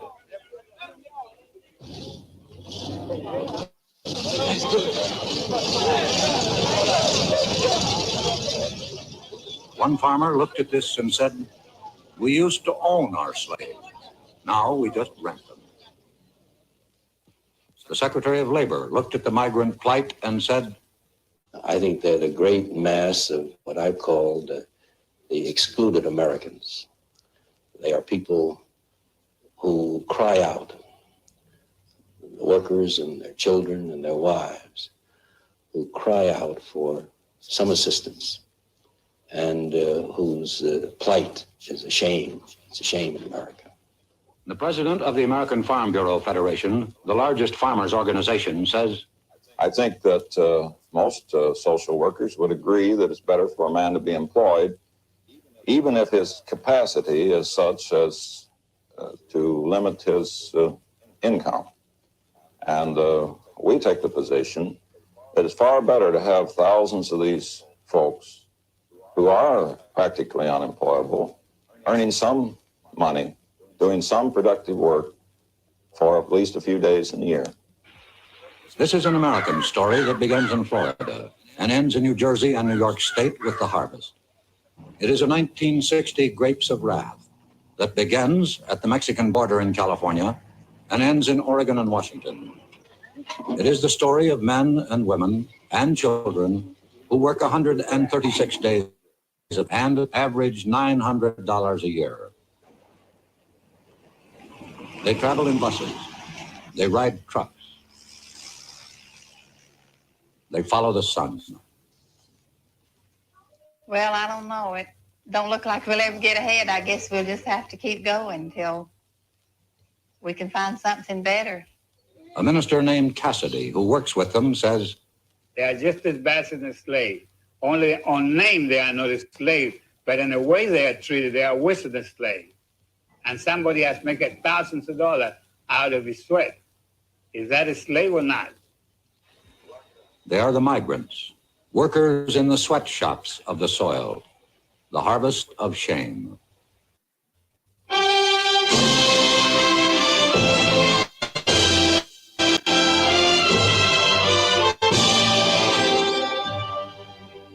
Brought to you tonight by Philip Morris Incorporated, makers of Marlboro, filter cigarette with the unfiltered taste. Now, Edward R. Murrow. This is CBS Reports, Harvest of Shame. It has to do with the men, women, and children who harvest the crops in this country of ours, the best fed nation on earth. These people, the underprotected, the undereducated, the underclothed, the underfed. We present this report on Thanksgiving because were it not for the labor of the people you are going to meet, you might not starve, but your table would not be laden with luxuries that we have all come to regard as essentials.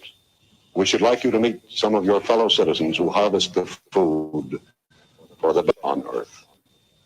David Lowe talks to Mrs. Dobie, 34 years old, mother of 9 children. Mrs. Dobie, what things do you pick up north? We pick strawberries and cherries. Who works with you out of this family here? Everybody except the baby. Who takes care of them in the field? Well, they just kindly stay along with us or take care of themselves. The one that can't walk usually stays in the baby buggy. What is an average dinner for the family? Well, you mean what do we have in? Yes. I cook a pot of beans and fry some potatoes or some corn or something like that. How many quarts of milk do you buy for the children? We don't have milk except maybe when we draw our paycheck, we have milk about once a week. For all these children, you have the milk? Baby has, she is on the bottle and she uses about 15 cans of milk a week. But the older children have milk about once a week. Do they like to drink milk, Mrs. Dobie? Yes, they like milk. The only reason I asked that question, I was quite shocked that they had milk only once a week.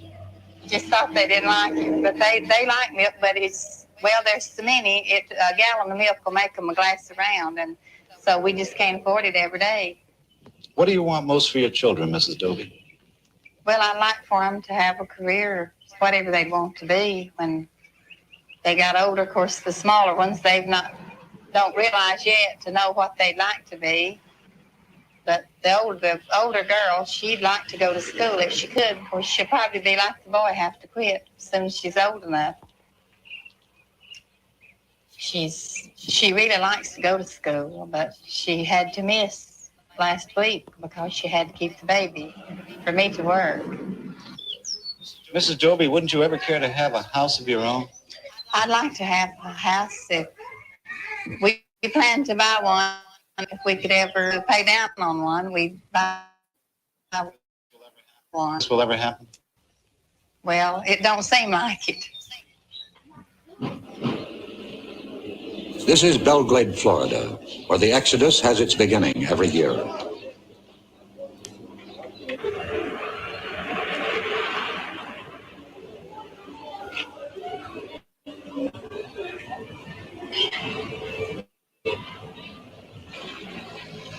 The migrants call it their home, but the circus people call their winter quarters their Sarasota.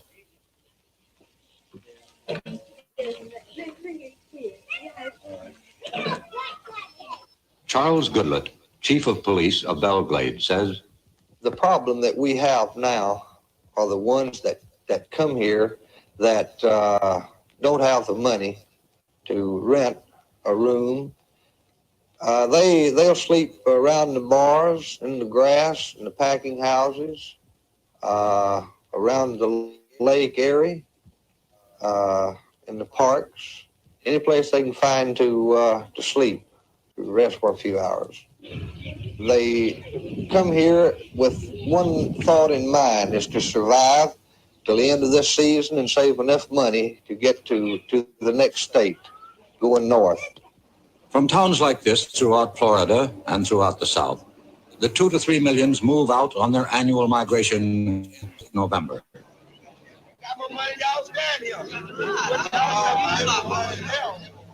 They carry with them whatever little they possess, whatever little they are. At the Okeechobee labor camp, while families were preparing to move north, there was still some work in the bean fields. Children, as usual, were left to fend for themselves. Jerome, how old are you? 9. 9. Do you go to school? Yes. Where do you go to school, Jerome? At the Okeechobee Elementary School. I see. What is your sister's name? Lois. That's Lois. And what are your other sisters' names? Catherine. And Beulah. Catherine and Beulah. What happened to your foot, Jerome? Jiggling nail in out there by the wash house. So you drove a nail in out by the wash house. What did your mother do for that? She put some alcohol on it. Where do you sleep, Jerome? In his bed. You have this big bed? Yes. What happened? How did you get that hole in that bed there, Jerome? The rats. The what? Rats. Now, Jerome, you are taking care of Kathy, of Beulah, and Lois. Yes. Now, are you going to give them lunch today? Yes. What are you going to feed them? I don't know. Do you have any food here? Yes.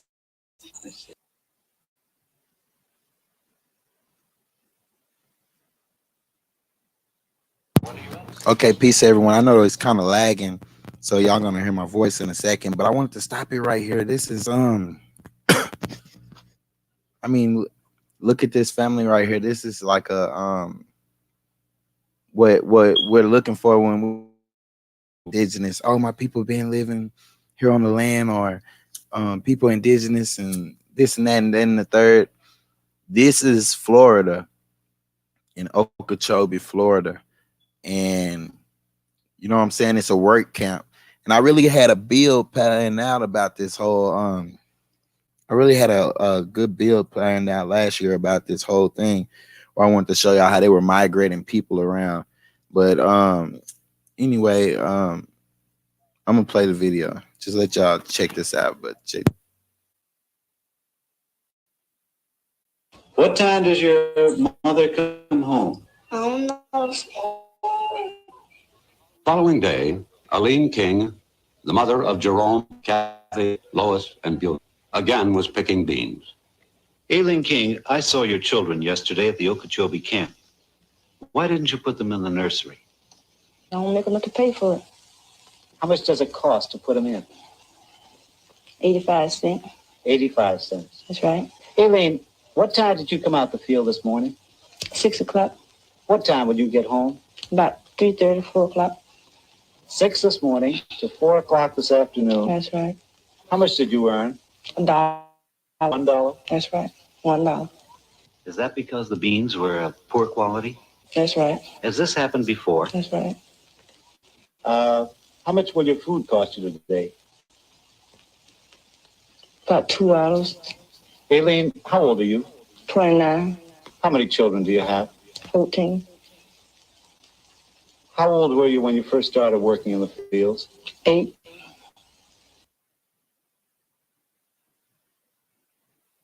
Did y'all hear that? Did y'all hear that? This is culture right here. This is actual history right here. This is how it was life in the 60s, y'all. Picking cotton. This is the so-called slavery that they're propagating. Do y'all see this? Like, even though the stream got interrupted, you know what I'm saying, when I found out that trolls had been blocking everybody, it doesn't matter. You know what I'm saying? I'm like a lighthouse. I'm a lighthouse in this storm that America is. And so therefore, people are going to see me shine. You know what I'm saying? And from the humblest way, I'm just going to be bringing information and breaking it down so we can see. Like, people can say slavery didn't exist and this and that, but this is showing improving slavery right here in the 60s in the form of sharecropping, in the form of indentured servitude, in the form of them type things. Do you get what I'm saying? Like, this is real life. And they had these camps all over the Americas. And these camps were they used to rotate them. That's how they confused the people, to get them to forget where they were really from. Do y'all hear this? Like, they tricked our people to forget. We're not like animals. We don't have a keen sense of smell or a keen sense of direction, but we do when you're open for it. But at the same time, it's like, you got to realize, let me make sure my audio good. Information and breaking it down. Okay, my audio good.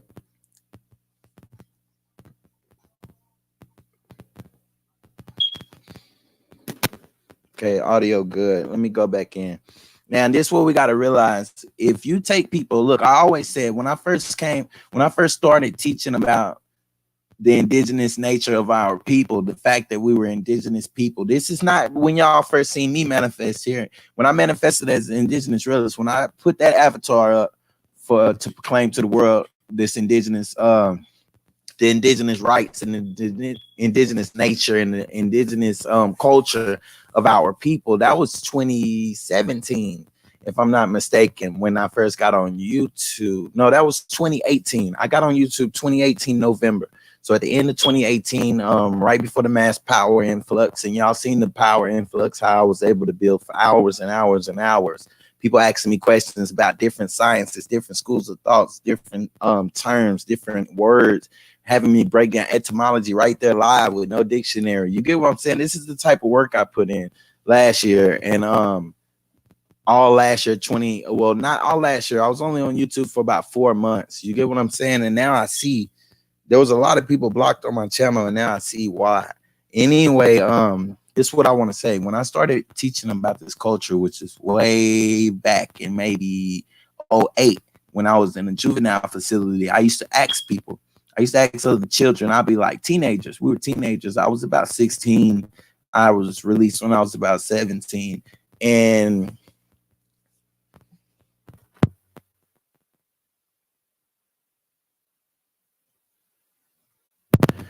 And so I used to always ask other teenagers, like, hey,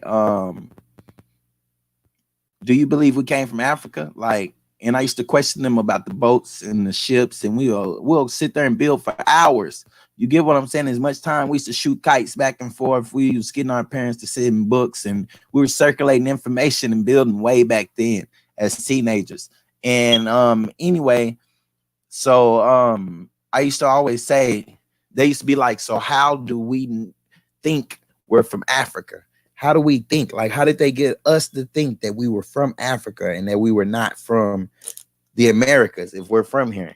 I said, look, now I can break it down to a lower common denominator. Remember, I said building is about breaking down anything, a sentence, a word, a verse, a story, breaking it down to the least common denominator and then building it all the way back up. So back then, and I'm smiling as I'm thinking about it, this is over a decade ago. Back then, I used to be like, I would be like, well, I feel like our people did get on ships, but they took the people from Florida, sailed them around the tip of South America, brought them to, this is me as a child saying this. I used to say that they sailed our people either around the tip of South America or through a port in Central America, and that they would take the niggas. I used to say the word niggas like I still do say the word niggas because that's a culture. It's not have any kind of etymological, it has no kind of etymology relation to the word nigger, Niger, necros, or anything. In the Latin, the Greek, the Spanish, English, nigga is a new word. We created that word. That is part of culture. You get what I'm saying? In the last couple decades. Now, anyway, that's not up for argument or debate, but I'll build further on it if need be. Now, what I am gonna say before I start this clip again, I just want to say that I used to say maybe they sailed niggas from the West Coast. They took all the niggas from the West Coast and put them on the East Coast, and they took all the niggas from the East Coast and put them on the West Coast. But little do I know that they didn't even have to look what they were doing. They were putting shiploads of dark copper colored people. You get what I'm saying? They were putting shiploads of copper colored families and people and men, women, children, and horde loads, not in the millions, but in horde loads from the South Americas and the surrounding islands and even in Australia, and bringing them to the Americas. I mean, to the North America. You get what I'm saying? They were bringing them up here to North America and mixing them with the people of North America because they look the same. Now, the only people that stuck out back then around that time were Africans. Like, you can look at the phenotypes and the facial structures of the people I'm about to show in this video, of the people within this video, and you'll see that they're the same type of facial structures, the same nose structures, bone structures as the rest of us. And this is 50 years ago. We have strong genes, and we're not even related to these people that's going to be on the screen. But what I'm trying to say is this. The ones that were brought on the ships were from other parts of the Americas. And so the journey wasn't 9,000 miles. It was a few hundreds of miles, pushing towards 1,000 miles maybe. And all they know is they came on a ship. And so that myth, that history becomes, when the intermixing between the tribes comes, you get that history of a boat coming from a boats and things like that.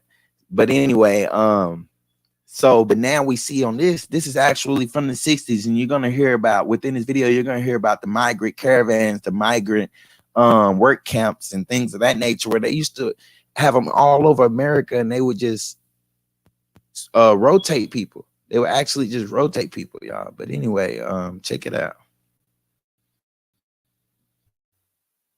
Again was picking beans. Aileen King, I saw your children yesterday at the Okeechobee camp. Why didn't you put them in the nursery? I don't make enough to pay for it. How much does it cost to put them in? 85 cents. 85 cents. That's right. Aileen, what time did you come out the field this morning? 6 o'clock. What time would you get home? About 3:30, 4 o'clock. 6 this morning to 4 o'clock this afternoon. That's right. How much did you earn? $1. $1? That's right. $1. Is that because the beans were poor quality? People who cry out, workers and their children. I apologize. I was trying to pause it. Men and children. We take the position it's far better to have thousands of these folks who are practically unemployable earning some money. Okay, now I didn't mean to rewind it, but this guy is finna talk about what I was finna say anyway. And it's about the fact that here in 2020, we're looking at our people, you know what I'm saying? We're looking at the current generation facing the same things that that generation went. Now, you all know I'm not really good with as far as textbook mathematics, but I am good with living, breathing, walking, talking mathematics. You know what I'm saying? The true and living way. And so, but you can do the math. Someone can do the math, or I'm pretty sure someone has done the math. But you get from the 60s to now, you know, money was worth, like the American dollar has devalued. Its value has decreased so much that back then money was worth more. So I don't know what $10 an hour was worth in the 60s, but I mean, come on. I mean, it's pennies on a dollar, just like this lady is saying this woman right here is saying that she's getting paid $1 a day for a 10-hour shift. I think I didn't really catch the numbers. I watched this video tens of times. I watched it over 10 times before I even uploaded it. And anyway, I've been watching this video for years, actually. And anyway, because it always amazed me, and I'm glad to be able to show it live and show y'all how it relates to us, because right now in 2020, we're looking at the same exact thing. We're working all day and not getting paid for the amount of work we're doing.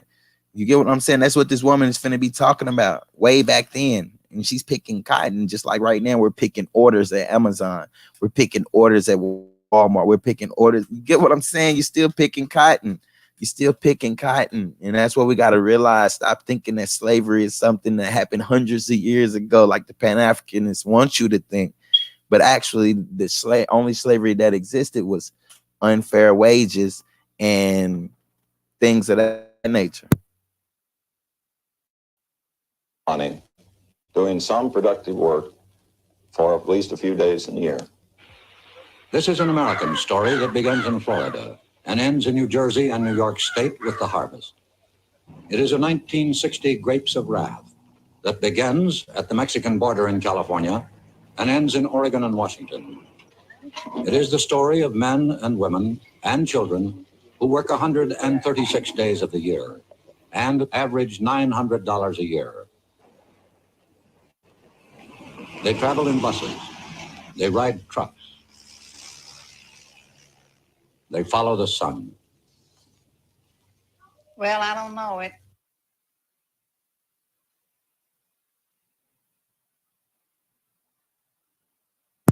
Now, when listen, did y'all hear that? He said they move in these caravans and they just follow the sun. You hear that? And then they try to turn around and put this European up on the screen. You can clearly see that she's a European immigrant, a European migrant. You get what I'm saying? A European migrant, the so-called, you know what nowadays they racially call trailer court trash and things of that nature. You get what I'm saying? But it's just they wanted to flood. Like, people always asking, how did there get more white people than black people? That's if the numbers are true, which I don't think so, because they don't breed. They don't breed like the copper colored peoples of this Western hemisphere. We breed, and we really breed. And you'll see that from this next mother who's finna speak and says that she has 14 children, a young woman, and y'all finna see that. And that's because nowadays they're doing them C-sections and they're putting stuff in the water and they're putting stuff in them GMO foods and stuff that are actually making these women have less children. But check this out.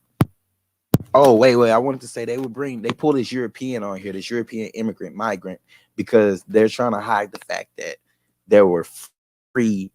They were like, because this is right back in the 60s. So I don't want to paint free as far as, like, I'm saying slavery, because that's what I'm saying. Like, you had indentured servants all the way up until this time. You still had people who were signing their life away. That's where you get the slavery hunters, people on YouTube, and they're finding people still in slavery, and they didn't know slavery stopped because they never leave off land. Pardon me. And anyway, I'm finna play this, but just know that they're putting this European face up here on the screen because they don't want you to know that the European migrants were actually following the copper colored original inhabitants. They were following us around. That's where you get your $5 Indians and stuff like that. They were trying to join on with the tribes and things of that nature. But anyway, y'all, it's just so funny just watching it. But it's good to share this with y'all. Don't look like we'll ever get ahead. I guess we'll just have to keep going until we can find something better. A minister named Cassidy, who works with them, says, They are just as bad as the slaves. Only on name they are not the slaves, but in the way they are treated, they are worse than slaves. And somebody has made thousands of dollars out of his sweat. Is that a slave or not? they are the migrants, workers in the sweatshops of the soil, the harvest of shame.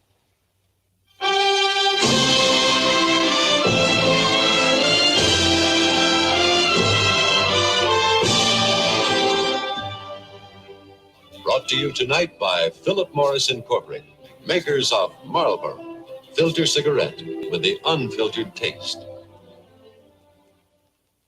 Now, Edward R. Murrow. This is CBS Reports, Harvest of Shame.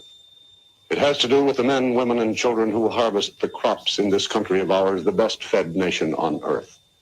These are the forgotten people, the underprotected, the undereducated, the underclothed. And the people we now hide behind the term black, Negro, and colored.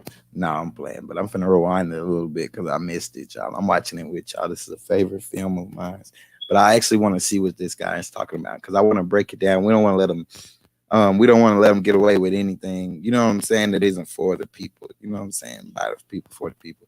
And anyway, so I don't want to let any little sneak this from the European or any fallacy. Oh, we didn't even see what this European lady said, but anyway, I'm pressing play. Keep going till we can find something better. A minister named Cassidy, who works with them, says, They are just as bad as the slaves. Only on name they are not the slaves, but in the way they are treated, they are worse than the slaves. And somebody get thousands of dollars out of his sweat. Do y'all hear that? This man just said, in a way, they are slaves. In a way, they are worse than slaves. But at the end of the day, someone is making thousands of dollars. Peace, Pete Alvarez. Peace. Much love to you. Peace, prosperity, all of that. And but do you hear this? I want to replay that. Do y'all hear that? That's powerful information right there. Because that's the same thing going on right now. Look at, check this out. Named Cassidy, who works with them, says, The slave. Only on name they are not the slaves, but in the way they are treated, they are worse than slaves. And somebody has made thousands of dollars out of his sweat. Is that? Someone is making thousands of dollars. Now, just like I said with the pay a minimum wage, and we had the sister who's finna come back up in a second. She says that she works for $1 a day. This is in the 60s. She works for $1 a day.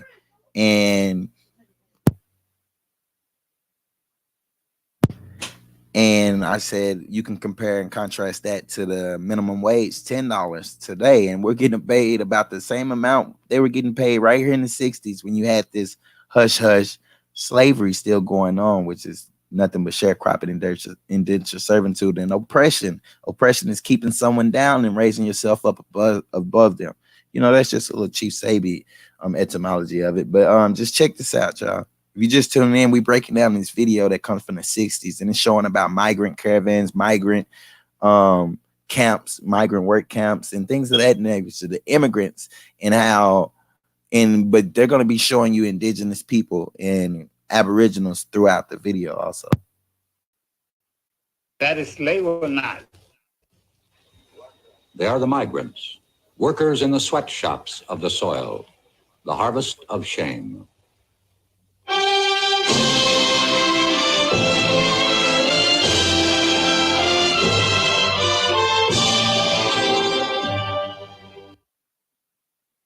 Yes, it's cruelty. Fly birdie pieces. It's cruelty, but it's the way that this society, this current society, was actually made from. If you look at it, this is the society that we live in. Like, this is America, and that dope got us tripping up You know what I'm saying? Everybody is high on some kind of substance, whether it be from whatever you want to call it. You know what I'm saying? I bet there's even something to the CBD movement. I bet there's some kind of anti-sperm, anti-egg kind of potion they got mixed up for our people. You never know. Anything that's coming from the government, I don't trust it. And you get what I'm saying? But I'm not with any overthrowing the government or anything, rebelling or anything, because the common ruler, you got to respect the ruler. And the ruler, you know what I'm saying? You respect your enemies. You get what I'm saying? Whether they're enemy or not, I'm not an enemy of the state, you know what I'm saying, or the government. But anyway, yeah, it's cruelty, but that's what America is made from, cruelty. And this is just showing a sneak peek into it. I'm surprised they haven't banned this video. Brought to you tonight by Philip Morris Incorporated, makers of Marlboro filter cigarette with the unfiltered taste. Now, Edward R. Murrow. This is CBS Reports, Harvest of Shame. It has to do with the men, women, and children who harvest the crops in this country of ours, the best fed nation on earth. These are the forgotten people, the underprotected, the undereducated, the underclothed, the underfed. We present this report on Thanksgiving because were it not for the labor of the people you are going to meet. Did y'all just hear that? They presented this. I never caught that. I never caught that on this video. But they presented this video back in, this is from the 60s. They presented this on Thanksgiving, y'all. Where do we get to look at my Christopher Columbus video, man? I just brought up the Christopher Columbus video earlier in this stream before all the ruckus commenced. But I want y'all to check that video out. And also, anytime I'm live, just comment Thanksgiving or anything. Matter of fact, I got a Thanksgiving breakdown. That was like one of my first videos. Anyway, we should know about that. But what are the picture that they paint to our children? They want us to believe that there was a Thanksgiving ceremony where the Pilgrims and the Indians sat. And if you ever notice that copper tone that they try to emulate on any kind of commercial, cartoons or whatnot, or pictures or pictographs of Indians and Pilgrims, but they're always trying to imitate that dark copper tone. You know what I'm saying? That reddish copper tone, the same tone that we all share. And it's like, wow, this man just said that. Like, he just really said that. Like, this video is like a map. I look at Harvest of Shame like a dang map, man. Like, for real, for real. It really shows. It really shows and proves. Like, Harvest of Shame really exposes a lot, y'all. We know we're American Indians. Philip Morris Incorporated, makers of Marlboro filter cigarette with the unfiltered. You're throwing the pyramid. Oh shit! Oh shit! Did y'all just see that?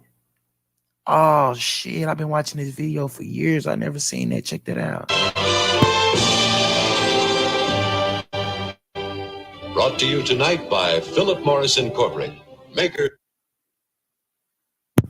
Brought to you by Philip Morrison and Company. Then you got Mar for Marlboro, the cigarettes. But look, check this out though. They're showing you in the background that looks like cotton, but it could be tobacco. But I don't know. But it could be tobacco. But I think it's cotton. So we're not gonna. Either way, the filter comes from cotton. You get what I'm saying? But check this out. Look at this. Look right here. I never noticed this. What do y'all see? Check this out. A pyramid. Do y'all see this? A pyramid. But look, check this out. Forget just the pyramid.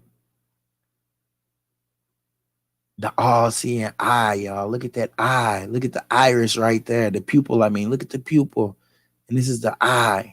And look at this, you know what I'm saying? That's the lid. That's the bottom lid. Come on, man. That's the tear duct. That is an all-seeing eye right there on the Marlboro. Do y'all see this? This is a live discovery. We're gonna call this one a live discovery. Because I know the symmetry. You get what I'm saying? Now, since I know this stuff, look, you got the level. But it also looks like the in the Kemet traditions, how you have the Horus, the outspread wings, like they cut the head off. They cut the head off of Horus. This is how I would break this down. It looks like they cut the head off of Horus, right?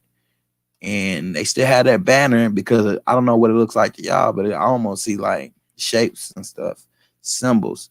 But check this out. And maybe I know the symbols so easy because I'm an artist. You know what I'm saying? I create art and stuff. Oh, I didn't mean to play the video. Filter cigarette with the. Okay, my bad. But look, you get this M-A-R. Check out the Christopher Columbus video where I talked about M-A-R, M-E-R, and things of that nature. And at the beginning of this video, I also did. But look at this. We got this pyramid in his eye. So I'll bring that up another day. I'll break that down. I'm just making, you know, we're just inspecting this video. The unfiltered taste. Now, Edward R. Murrow. This is CBS Reports. Harvest. Now, come on, man. I can't cap this up. Edward R. Murrow. Come on, man. Murrow. Edward R. Murrow. That is just crazy. You know what I'm saying? I didn't make this up. I didn't create this video. I just uploaded it. But this is crazy. I love this video. I'm just noticing a lot. List of shame. It has to do with the men, women, and children who harvest the crops in this country of ours, the best fed nation on earth. These are the forgotten people. Y'all hear who he's talking about? The forgotten people.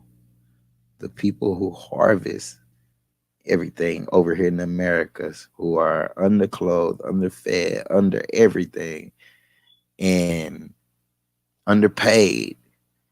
And then watch who just pay attention. Just check this out.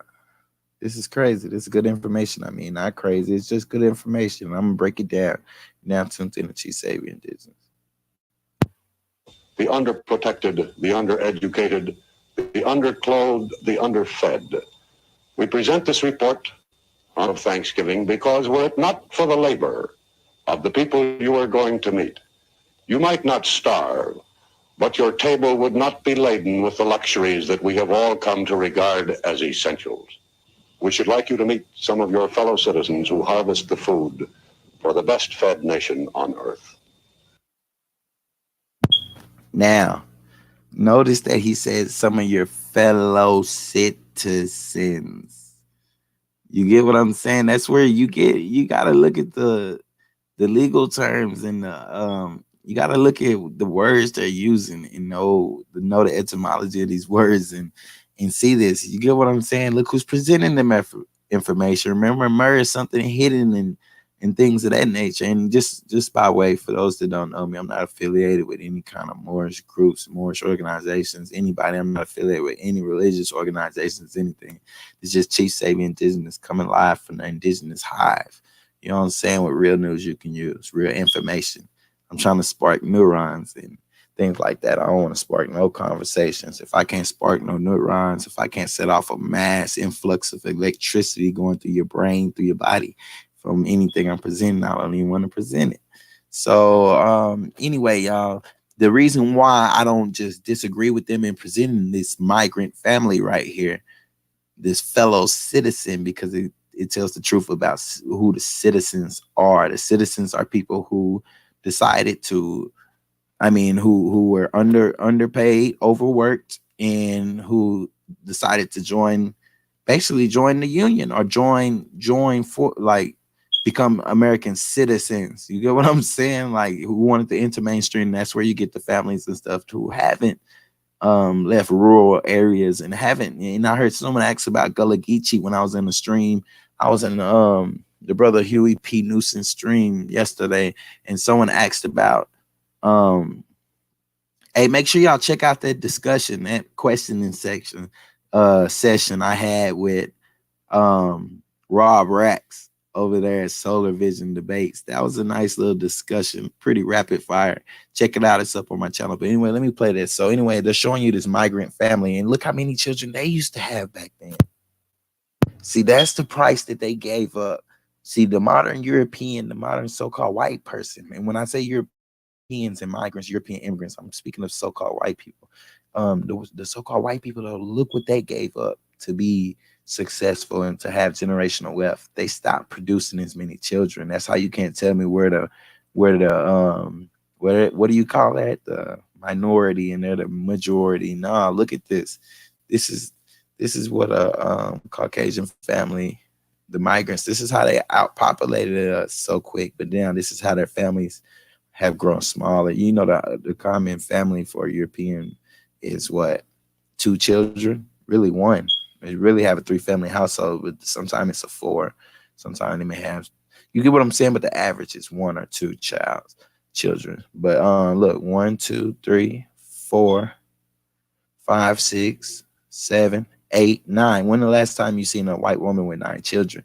And when you see this this indigenous woman here in a few minutes down the line of this clip, you'll notice that she, on the reverse side, is still producing more children than this lady. She has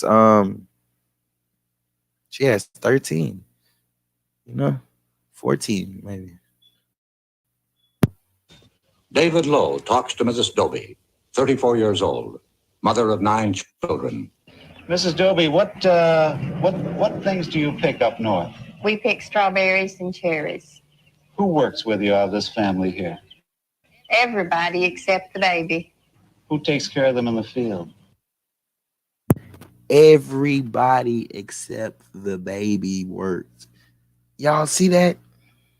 This is how you wonder where generational wealth comes from and why situations are different. Look what she just said. Everybody worked but the baby. This little guy is the baby. That means this one isn't a baby. This one isn't a baby. These aren't. This woman is saying that everybody works. She has 8 workers in the house. We don't know where the father is. Look, now we have European immigrants with no father, and this little guy right here is definitely mixed with something. These guys, these 3 are definitely mixed with something. So who's her roots? And these are blind. You get your current blinds and you have your. All right, but anyway, I don't want to get sidetracked. But she's saying all of these, they all work. Look at the facial structures. These are the same facial structures you get now. You know what I'm saying? And look at the actors. Look at the actors. Oh, I'm not saying these people are actors. These are actual real. This is real footage. Like, this is all real people. These aren't actors. When I'm saying look at actors, I mean, when you're thinking about facial structures and stuff, they put out actors to show you your facial structures right there. And you can just look in the mirror and see how you match them. But anyway. Talks to Mrs. Doby, 34 years old, mother of 9 children. Mrs. Doby, what things do you pick up north? We pick strawberries and cherries. Who works with you out of this family here? Everybody except the baby. Who takes care of them in the field? Well, they just kindly stay along with us or take care of themselves. The one that can't walk usually stays in the baby buggy. What is an average dinner for the family? Well, you mean what do we have in? Yes. I cook a pot of beans and some. All right, see now, this lady right here, in this family, just not speaking of all of them on this episode, but just like her, you can just tell that this is the more type of like the descendants of people, like her people went through.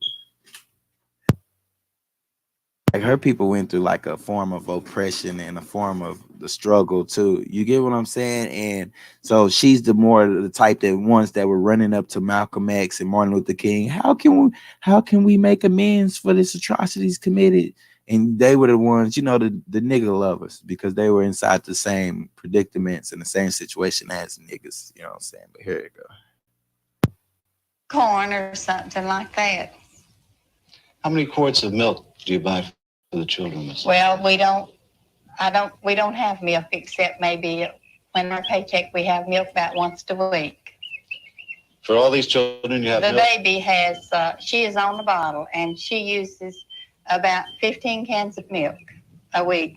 But the older children have milk about once a week.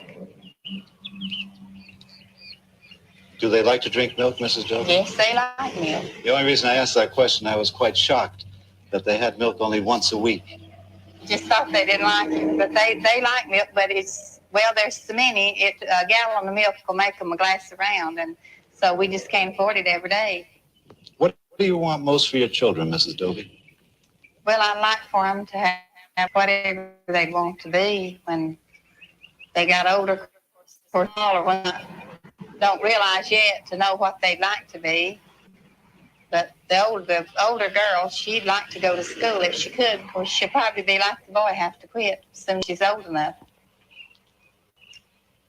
She really likes to go to school, but she had to miss last week because she had to keep the baby for me to work. Mrs. Doby, wouldn't you ever care to have a house of your... I'd like to have a house if we plan to ever get enough to pay down on one. We'd buy one. Think this will ever... Well, it don't seem like it.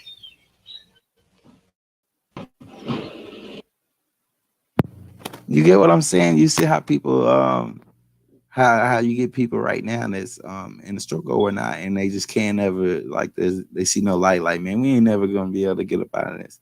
And I don't know, I look at that, what she said is defeatism, and she didn't, what I'm saying is she's ignorant to so-called white privilege, or we don't even know if white privilege existed in the 60s. You get what I'm saying? These old Negro slave hymns and slave stories we hear, even from these certain older individuals who live during these ages, you can't trust them. They're not reliable information, age or maturity or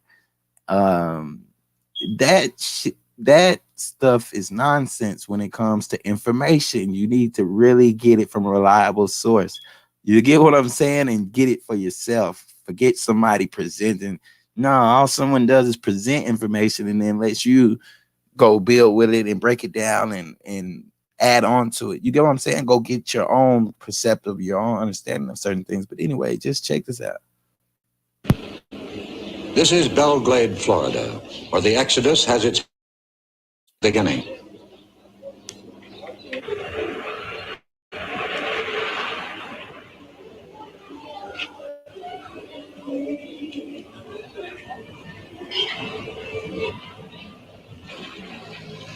The migrants call it their home, but the circus people call their winter quarters their Sarasota.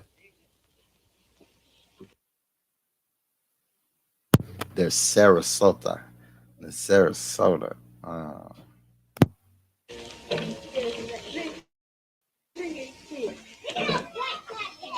Charles Goodlett, chief of police of Belglade, says, the problem that we have now are the ones that come here that don't have the money to rent a room.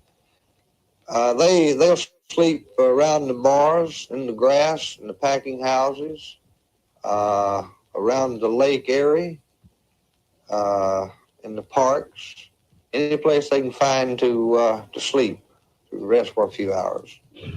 They come here with one thought in mind, is to survive till the end of this season and save enough money to get to the next state. from towns like this throughout Florida and throughout the South, the 2 to 3 millions move out their annual migration, which ends in late November.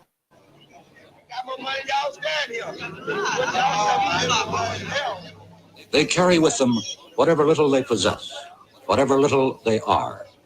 At the Okeechobee labor camp, while family moved north, there was still some work in the bean fields. Children, as usual, were left to fend for themselves. Jerome, how old are you? 9. 9. Do you go to school? Yes. Where do you go to school, Jerome?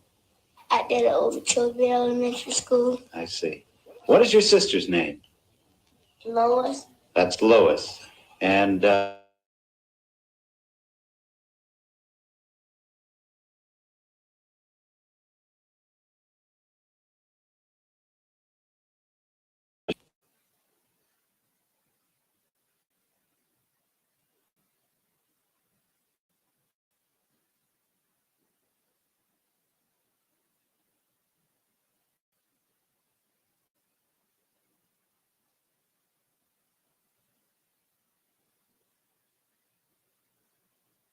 Oh, my bad, y'all. I just talked for like 45 seconds and I thought my mic was on, but it wasn't. So basically what I said was that I'm pausing the video just to say that I want to point out something. Remember, I'm always saying that we were migratory people, that we didn't stay stagnant. We didn't build communities. We didn't have neighborhoods. We had tribal lands. And just because that was our tribal land, that didn't mean we were there all year round. We weren't there. You get what I'm saying? We just had places. We were migratory people, just like the buffalo. You get what I'm saying? Just like the buffalo, the American buffalo. It's the same thing like us. We were moving around the Americas. We used to follow the animals. We used to follow the sun, as they said in the beginning of this, because the sun is in an ever rotating spiral above the earth. But anyway, I would just want to play this again so you can hear that.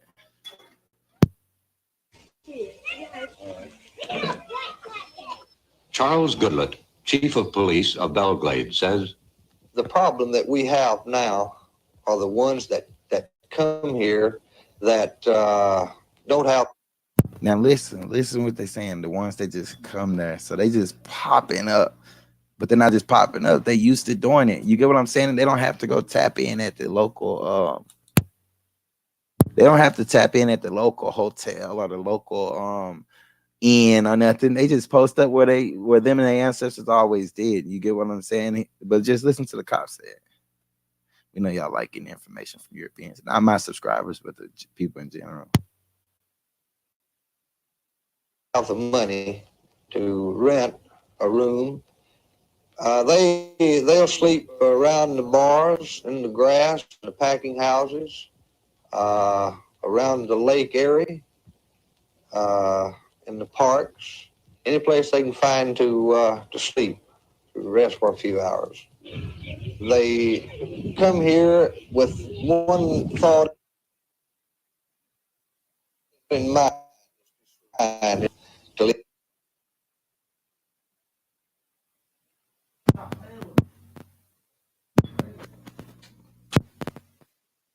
Okay, y'all, hold on real fast. Not being a narcissist or anything, but I know there's gonna be people that don't know who I am or never seen me before or something, and you know what I'm saying. I just want to have my face shown on here. I'm not hiding behind, you know what I'm saying, because I'm speaking of people hiding behind the information, hiding behind their trolling, hiding behind things of that nature. I just want to show, you know what I'm saying, show and prove that I'm, you know, actual living, breathing person, an actual researcher, someone who actually cares about the information and getting it out to people. So anyway, now tuned in to Chief Sabi Indigenous. Hiya, power back in the booth. The end of this season and save enough money to the next state. This the South. The 2 to 3 millions move out on their annual in which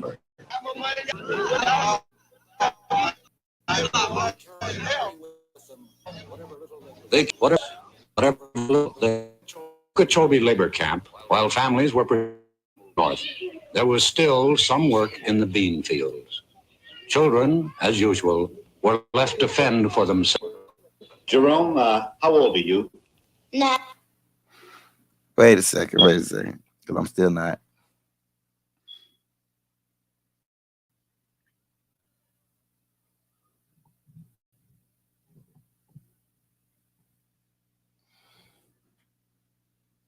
Okay, my bad. I got the video paused.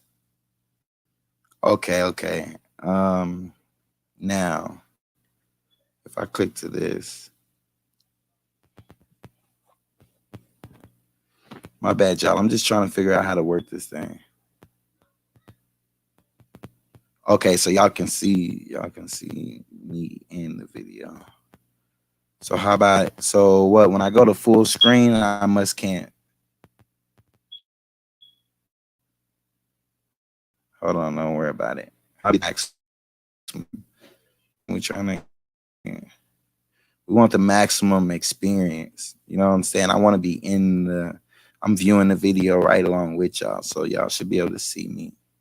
You get what I'm saying? We here Yeah. I'm sorry for steady rewinding, y'all, but we just got to see it's key. It's key. Jules Come can here drop. with wine is to survive till the end of this, save enough money to get to the next state, going north. Now look, they're saying all they want to do is survive to the next season to get to another state, moving north. You get what I'm saying? So there's mass migrations going on. People weren't staying still. You get what I'm saying? So when they're saying tracing genealogy and DNA tests, when you're tracing genealogy, that's actual factual family records. But when you're chasing DNA, you get what I'm saying? Your DNA could pop up anywhere because people weren't, Papa was a Rolling Stone and stuff. That all that stuff, start breaking that stuff down. It's information. But anyway. From towns like this throughout Florida, move out on their annual migration, which ends in late November.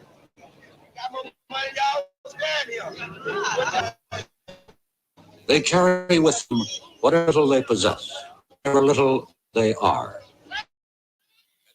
At the Okeechobee labor camp, while to move. That's another thing. You notice how light they traveled? They only had a few little bags, just a few possessions, probably something that was memorable or some memorabilia, right?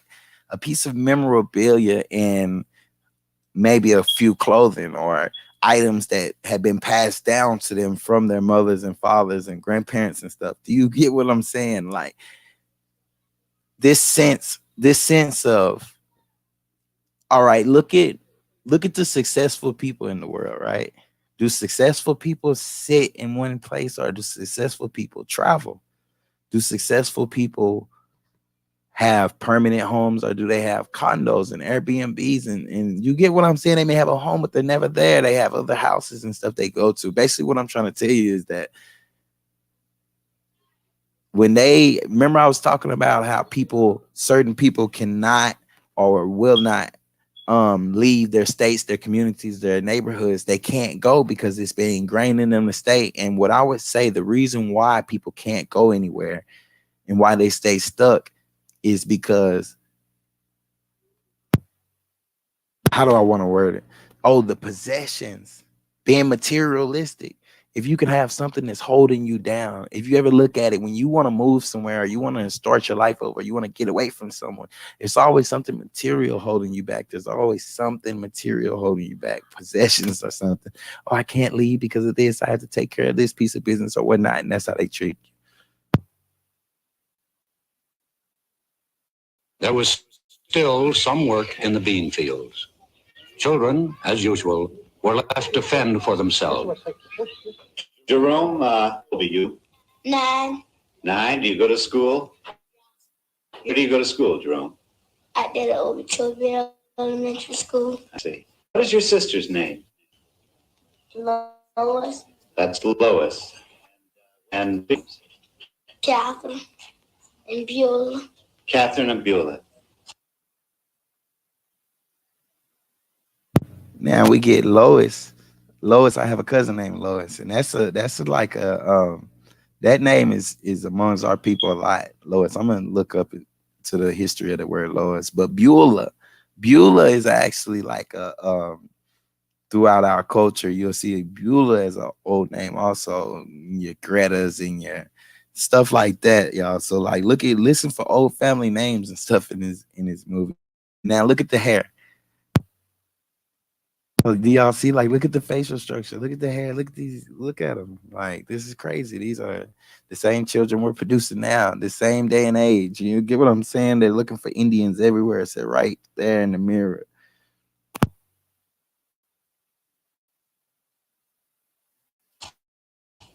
What happened to your foot? Dig a nail in. I died. So you drove a nail in out by the wash house. What did your mother do for that? She put some alcohol on. You hear this now? We worrying about This young guy just stepped on a whole nail that's been outside, probably rusted, probably his foot probably infected. We never know. He probably had walking problems for the rest of his life. We never know. But I'm saying, like, they threw some alcohol on it and he kept going. He went to school. He took care of his siblings. He worked and everything. Like, and now we can't even get a skinned knee and we got to go to the hospital. We can't get a bump on the head, but people are stepping on whole rusted nails and stuff like that. It's crazy. Yeah. You have this big bed? Yeah. What happened? How did you get the hole in that bed there, Jerome? Rats. The what? Rats.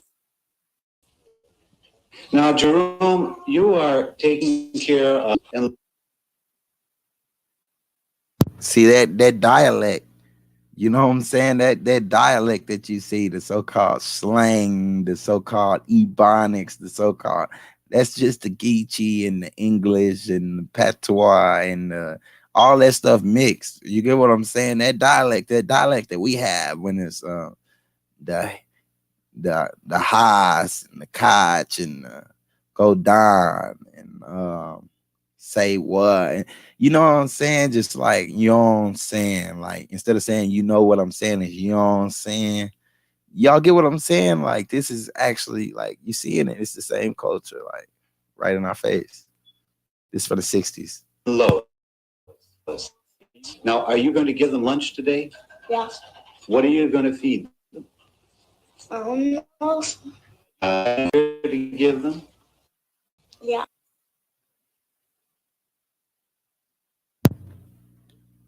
Black eyed peas. You know what I'm saying? Nice little pot of black eyed peas. You know what I'm saying? What time does your mother come home? I don't know. Following day, Aline King, the mother of Jerome, Kathy, Puss, and Beulah, again was picking beans. Aileen King, I saw your children yesterday at the Okeechobee camp. Why didn't you put them in? I don't make enough to pay for it. How much does it cost to put them in? 85 cents. 85 cents. That's right. Aileen, what time did you come out? Best fed people. The older girl, she liked. My bad, y'all. I didn't try to rewind. You are taking care of. Okay, I got it back close, but let me try to get it all the way back up there. My bad, y'all. I meant to try to pause it and I accidentally skipped way back there. But okay, look, he looked just like his mother too. And anyway, strong maternal line in these Aboriginals. Now, what I want to say is they wanted 85% of her daily wages to have her children in daycare. If she's making $1 a day, how can she pay 85 cents a day? Just listen to the pricing. Listen how everything is always going to be right out of your price range, right out of your grasp. Watch, just check it out. This is crazy.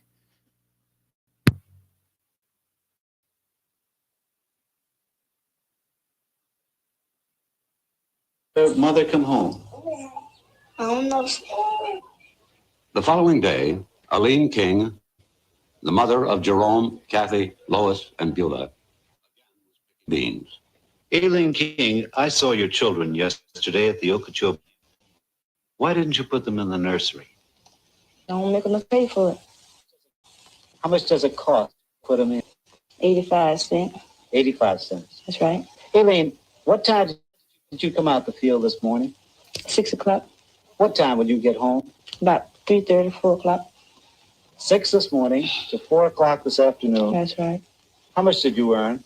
$1.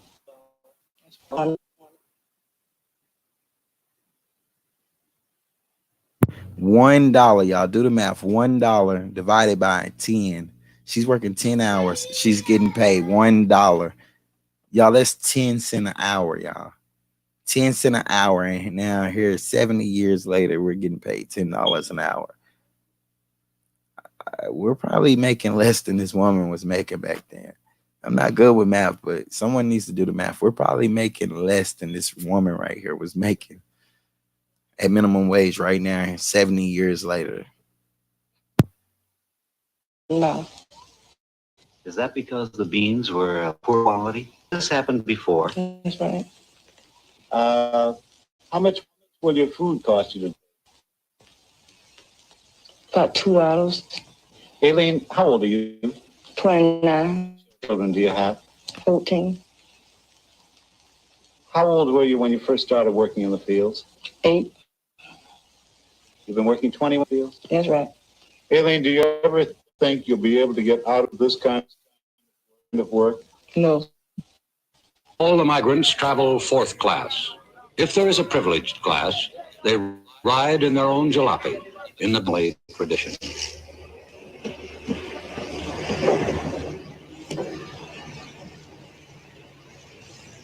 The long journey begins. Through Atlanta, Nashville. Having Yes. Through it. Now look, when they're naming these key places, right? When they're naming these key culture zones, these key Aboriginal Indigenous culture zones, they're showing you certain type of faces. Now, when they're showing you migrant workers and stuff, man, these people are giving you like this is the anybody that's looking for information about anything, man. Just this video should be good for both sides of the spectrum, the Pan-Africanist community or Aboriginals, Indigenous, like autonomous people. Like, we should really check this video out. And for those, shout out to everybody that's in here watching it with me. You know what I'm saying? Because I'm gonna try to break it down, y'all. I'll just point out key signs. But look at these men and women. These are the same men and women that roam the streets today. Look at those children in the background. Like, those are our people. Like, it's us. Like, that's us. This is in the different, like, this is what I'm saying. Like, I don't know. I'm just gonna keep playing the video. Y'all will catch on. Atlanta, Nashville, Indianapolis, en route to the field and orchards of America.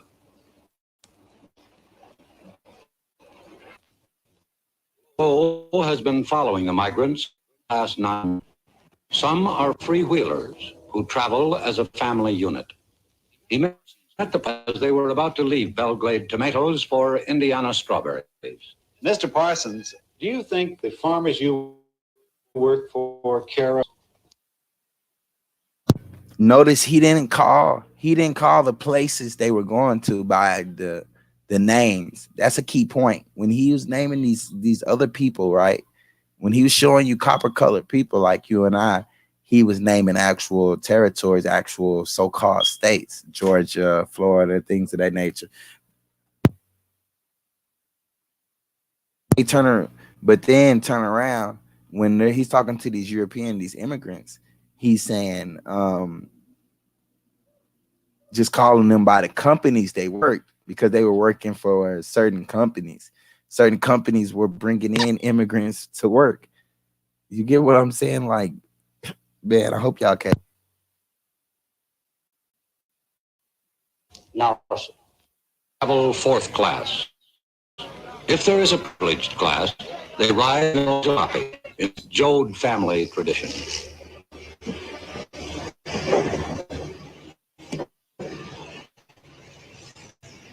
The long journey begins. Through Atlanta,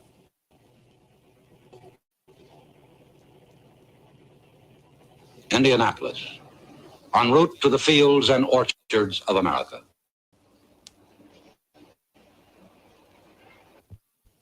Lowe has been the migrants for the past 9 years. Some are freewheelers who travel family unit. Parsons family as they're about to leave Belgrade tomatoes for Indiana. Mr. Parsons, do you think the farmers you work for care about your problems? No, sir. They're not in particular worried about you. They just want their stuff out and you get away as quick as possible. Would you say that you're welcome? Well, that is the only time that you are welcome, is when they are needing you. They're friendly, and everything, but once they're done with you, well, they'd rather for you to move. Did they ever ask you to leave their places? Oh, yeah. They tell you if you're finishing up like tomorrow, well, they had rather for you to be out and gone in about 3 days, and that way it'll cut down on their electric bills and all of the other stuff. What do you want most in this world for you and your family? I'd like for my family to stay together as much as possible. I'd like to be on a farm somewhere out away from so many people and be in one school, and that way I believe that it'd all be better set. Mr. Parsons, do you think this will ever happen? Not the rate that I'm going now, no. Most of them ride 1,500 to 2,000 miles to work in vehicles owned by crew leaders who recruit migration north. Another thing I want y'all to notice, you notice they're steady saying migrant workers, right? And they're showing you the insides of these vehicles, these convoys, they're showing you the inside, right? They're actually showing you the people inside the vehicles getting transported around during a busy season, and they're all copper colored. There's no Europeans inside the bus. Am I the only person noticing this? Am I the only person watching? But whenever they stop, they're showing you an European immigrant tribe. Look at this. Look at these little guys with the curly hair. Look at these two little guys. That's the mama. Look, this is the mother. This is the daddy. These are grandchildren, apparently. And this is the daughter. You know what I'm saying? It probably was a nigga lover. Because look at this curly hair. Looking like what you call your Mexican or your Puerto Rican. You know what I'm saying? It's but anyway, let me play again. This is the Roach family looking for work. Mr. Roach, how did you happen to come to the... Came to Augusta, talking to some people, and they told me it came on down to Waycross, draw my work, I'll say. Well, how many miles have you been traveling looking for work so far? About 1,600 and something. Mr.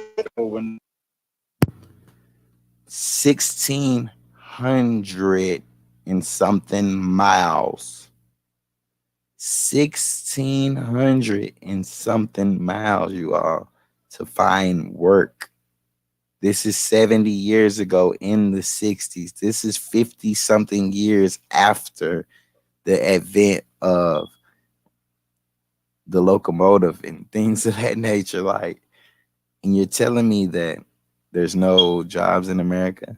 And that means now when you get all these big corporations, we got to realize these are new corporations, the Walmart, the mass chain grocery stores, these Dollar Generals, these Dollar Trees, like all of this stuff. Like, these places are new. There was no jobs. They're trying to make it seem like everybody, they just came through. And that's what we should look at as the new world order and the mark of the beast. And I'm not even going to give it out. Just for y'all that's tuned in, man, peace. Thank you, Money Love. Thank you.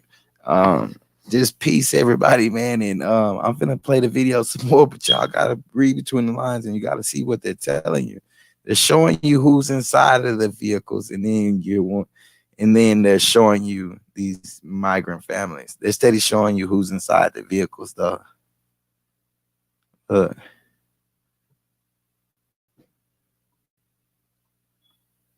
Miles to work, owned by crew leaders who recruit the workers for the migration north. The room looking for work. Mr. to come to this place, Augusta, and I was talking to some people, and they told me it came on down to Waycross, Drossmore. How many miles have you been traveling looking for? About 1,600 and something. Family. Over in the woods. Pull up on the side of the road, go down the woods. May I ask you, sir, what did you have for dinner and your family last night? where we had bologna sausage and loaf bread. That isn't very good food for a growing family, is it? Well, we made on it. How much is the world right at this moment? I only have about $1.45. Well, what do you intend to do about food for your family today? I've always I could get work. I have never been where I couldn't get a little something to do.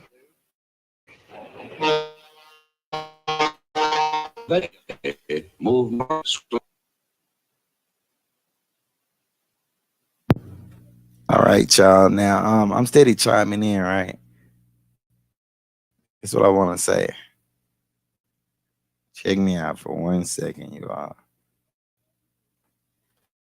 Now, look, I'm not speaking out against working, or I'm not speaking out against having a career or anything. And I'm finna play the video again. This just correlates to what's going on here in the 60s, and we're comparing that to the 2020 and other areas. But excuse me, y'all. Peace, everybody. You now tuned in to Chief Sabi Indigenous. Hiya, power back in the booth. If y'all see, we got a little setup today. We got the stream going. Check, mic 1, 2. We got the microphone set up. You know what I'm saying? We got the you know what I'm saying? I got this my phone. This is what I usually make all my content on, y'all. But anyway, this is what I want to say. If there was no jobs just 7 years ago, there's no job to go, right? And now here in 2020, we have no jobs because people have felonies or whatever. What I'm basically telling, like what I'm trying to say is that they basically created a caste system right here in America within the last 70 years. This is documented proof. Like I'm just revelating stuff as it's coming to me, because my mind, like, so much information processes through my mind. You get what I'm saying? Because I really do this. Like, I love studying. Like, I watch the video hundreds of times, and that's what I'm saying about watching a video. You can read a book or watch a video and get information from it over and over again, different information. That's what I'm saying. So when people say, "Oh, I love your content," break down that content. You should be telling me I have a massive headache from breaking down your content, that my brain almost exploded from watching one of your videos and really watching it. And I have hundreds of videos. But anyway, check me. I'm gonna bring this back up. Y'all check it out. It's called The Harvest of Shame. The full videos on my channel, but we're gonna watch most of it. On rails. Produce. Oh, what I was saying though, you see how the dude said, I've always worked. He said, I have $1.45 in my pocket. And he said, what are you gonna do to feed your family tonight? He said, well, I've always worked, so I figured I'd do something. And that's where you get in crime at, right? You get crime from the individuals who have relied on a certain system for so long that now that you have to have money for something, like you need money to be alive in this society nowadays. You need money to live. You need money to do everything except breathe. You can breathe for free, but if you life support, you can't even breathe for free. So money is like the mark of the beast. Money is, listen, if y'all look, I'm gonna bring it up. My bad, y'all.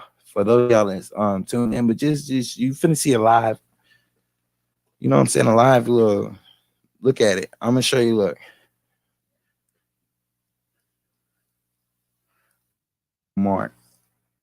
Never type this in Google. I'm finna type in etymology of mark.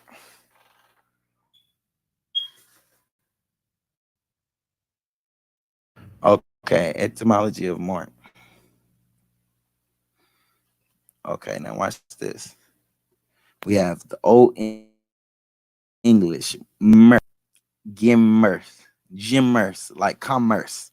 And listen, now I'm just gonna show you now. Look, okay, y'all can't see me. Y'all can see me on the screen, right? Okay, my face is showing. Okay, I'm not in good lighting. This is what I want to say. Check me out. This is what I want to say, right? How when I said something about money, I knew to go to the word mark. And then I also said this is about the mark of the beast, that the US dollar or the current money currency system is like the mark of the beast, literally, because you have to have this mark. Now listen, if you're in the any kind of history, or anything, you know that money was once called a mark, like in certain, but anyway, just look at this. Look at this. I'm finna just show y'all.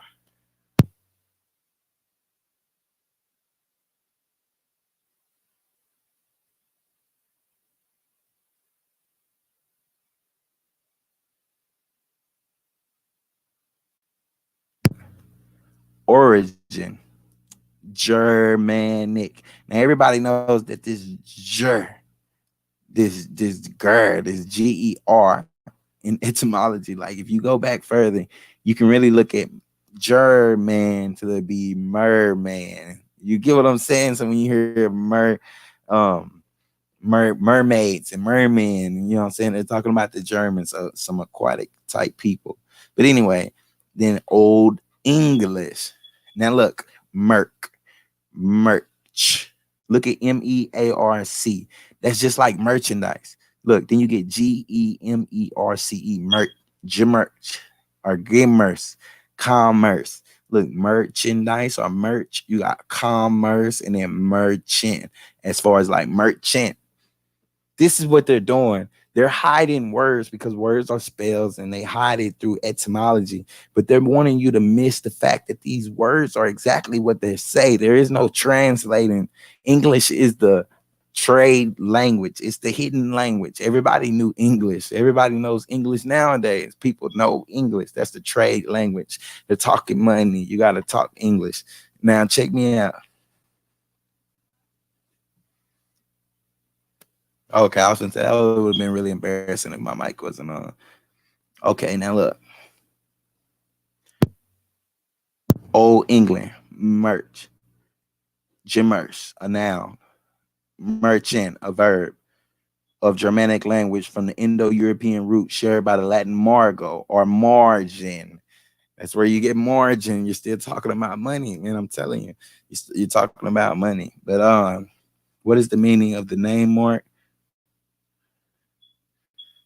Okay. I've never clicked on any of this stuff, by the way. I'm looking for a word shows that it's related to money. Look, boundary. Look, mark, boundary, limit, sign, a landmark, a trace, an impression. An impression like when you call all right, when you exchange money or you make deals, you handshake with people, and that's a press. That's a palm press. That's what a handshake is really called, a press. That's where you get Bible press. That's where you get Jesus pressing the hands of the people he was building with in the temple when he left his parents for 3 days and he went and built when they were in Kemet. You get what I'm saying? But anyway, I don't feel like doing all that. But Mark comes from consecrated to the god of Mars, Marktos, which means, look, to be warlike. People war over money. They fight over money. Money is the real mark of the beast, y'all. Y'all heard it here first. I don't give a damn what anybody says. You heard it here first. And money is the mark of the beast, and the mark of the beast is being here, and we're killing for it. You know what I'm saying? If you want to do righteous and be just, and shout out to all the poor righteous teachers in the world. Hi, back in the booth. Now let me the video back. I hope y'all got that. I know I talk in kind of like circles sometimes, but anyway.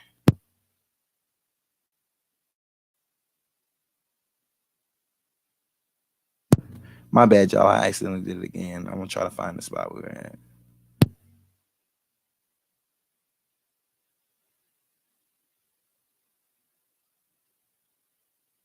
Bear with me, y'all. I'm just learning how to work a laptop.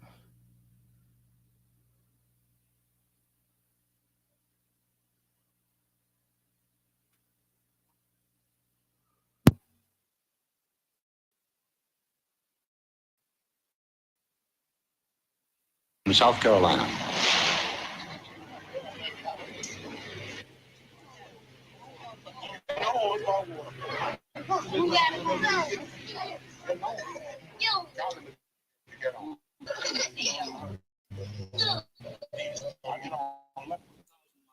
North of Belgrade, Florida, way of US Route 17 through Jacksonville, Savannah, Charleston, Wilmington, and New Bern is Elizabeth City, North Carolina. Stop. Good for 6 weeks' work. This camp was home for 40 days for the family of Tom Lockett's crew. Now, years have you been? Practically all of my life. No other work much but in the field. All of my life, I raised all my kids working in the field. I noticed that there's some straw over there. What is that? That was the Okay, now peace. How old do you think that woman was? Now, someone made a comment one day. Some doofus said your father wasn't. They said my father wasn't an indentured servant. I mean, not an indentured servant, a sharecropper. And I was just like, yeah, he was. Sharecropping just stopped here recently. Like, it's not some kind of it was 100. No, my father would be 98 this year if he was still alive. And you get what I'm saying. So sharecropping was still around. But anyway, just. How old do you think that woman was? About in her 50s, 60s. And she said she'd been working her whole life. And if this is in the 60s, that means that was the early 1900s. You know what I'm saying? We pushing further and further back. There's going to be older people than her on this video. And Al Capone, like, this isn't. I mean, I don't know. From the tones of your comments, I guess, I don't know. This is nothing to agree or disagree with. This is just my channel. This is just some information I'm putting out for the people.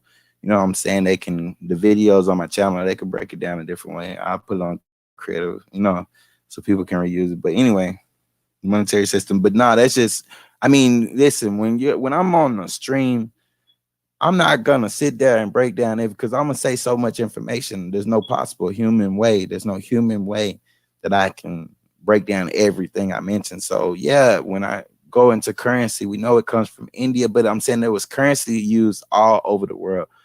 I'm talking about this modern currency, this thing that people kill for. If you don't have it, they'll kill you nowadays, and that type stuff. So you know what I'm saying? I'm speaking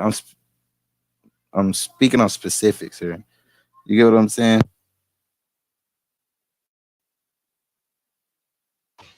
Well, weren't mattresses supplied here? They used to be, but they ain't now. Mrs. Blakely, where is the Red job. How many? Listen, that was the same.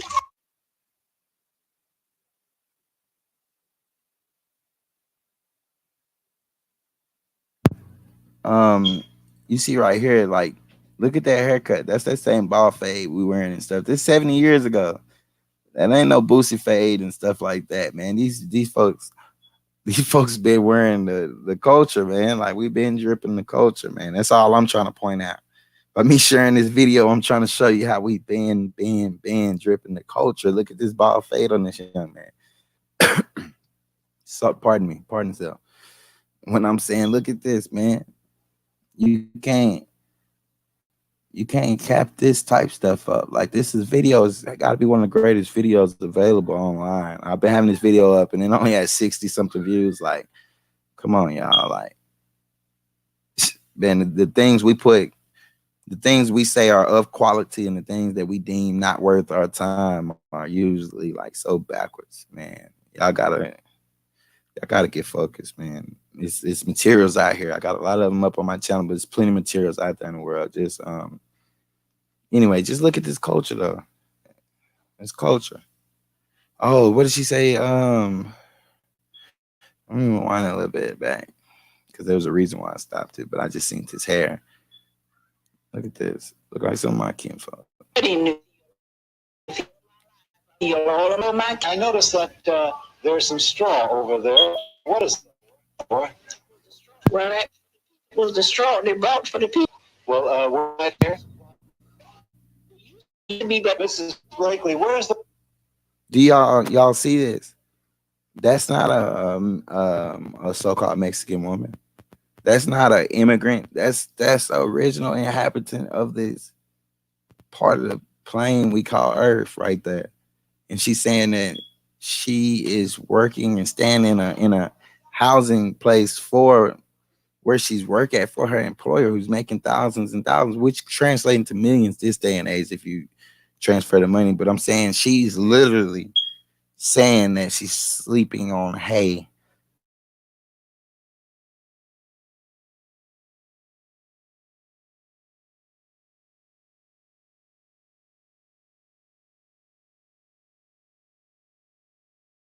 Footprints through history.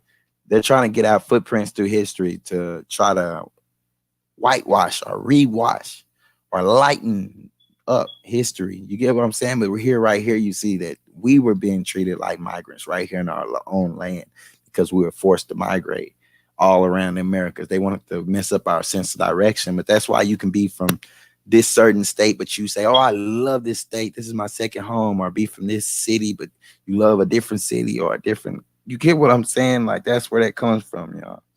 That's where that really comes from, because we were being corralled and migrated. And that's what I'm saying. They're literally, this is slavery right here in the 60s. So what do you think it was like in the 50s and the 40s and the 30s and the 20s, y'all? This is slavery. They're trying to hype it up like it came hundreds of years. It's a lie. It's a lie. This is indentured servitude. This is sharecropping. This is what's going on in America. This is America's whitewashed history being exposed in this show that only 60 people viewed on my channel. It's crazy. I've watched this thing like 10 times. The water supply over here. How many people? This and that over yonder, they all use the same. And how many bathrooms are there here? Now, Where do you use the bathroom? Where are the facilities? we use our tin tubes. Are the children fair on? Well, they got kind of fretful, you know, and got so Y'all seeing this, right? This is real history, y'all. This is real history. This is real history. I'm finna press play and I'm finna let y'all view it. You know what I'm saying? I'm gonna stop interrupting, pardon me. But this is real history right now. This is why this video is so important for Black history. This is real Black history right here. This is real Aboriginal culture being recorded. It's just 70 years ago. Just 70 years ago. All these people, they living in the same place. They have one water source. They have no restaurant. She say, just my tin bucket. I mean, just my tin tub. That's a bucket. Like, they're speaking the so-called Gullah Geechee language. They're speaking that language, man. That Gullah Geechee people are indigenous Aboriginals, y'all. Like, the Africans just admixtured with these people. You get what I'm saying? And brought in a little of their culture. But the Gullah Geechee are, they think they're from Africa, but the Gullah Geechee are from right here, because my own grandmother is Gullah Geechee. You get what I'm saying? So anyway.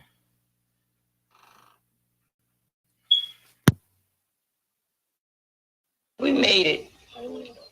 Miss Brown, may I ask how old you are? I'm 30 Mrs. Brown, how many years have you been working in the fields? all my life. Do you remember how old you were when you started? I was about 8 years old. Would you like to get out of this work? I sure would. Do you think you'll ever be able to? I'm hoping so. Do you think you'll be able to, though? I don't know. 20 miles from Kitty Hawk, North Carolina. Driven. I want to point out something else. He's asking, when he's interviewing each of these families, each of these individuals, he's asking them all, what do you think about your future? They're showing you in this harvest of shame. Notice it's called harvest of shame. They're talking about the harvesting of people and putting them in certain places, certain roles in this grand scheme, this grand play that we call American society. You get what I'm saying? We're the only ones that like to hide the truth, but then believe in all these beliefs and falsehoods that anyway. But just check this out. I'm finna press play again, but just peep. He's asking them all, what do they feel about the future? This is actually a social experience. This is actual a social experiment. This is actual social engineering. They're showing us right here. They're getting the polls and they're counting the people and seeing the tribes, and they're saying, okay, maybe we can give these niggas an alternate reality. Maybe we can replace this reality for alternate reality. Give them something that they will enjoy. Give them something that they can have. You get what I'm saying? But at the same time, this is 70 years ago. Man, y'all got to realize when the curtain got to come unpulled behind the wizard, y'all, and y'all got to really see this. Check out my motivational videos, part 1 and part 2, Seb Illuminati experience. North by crew leader Norman Hall picked beans. Rate of 50 cents a hamper.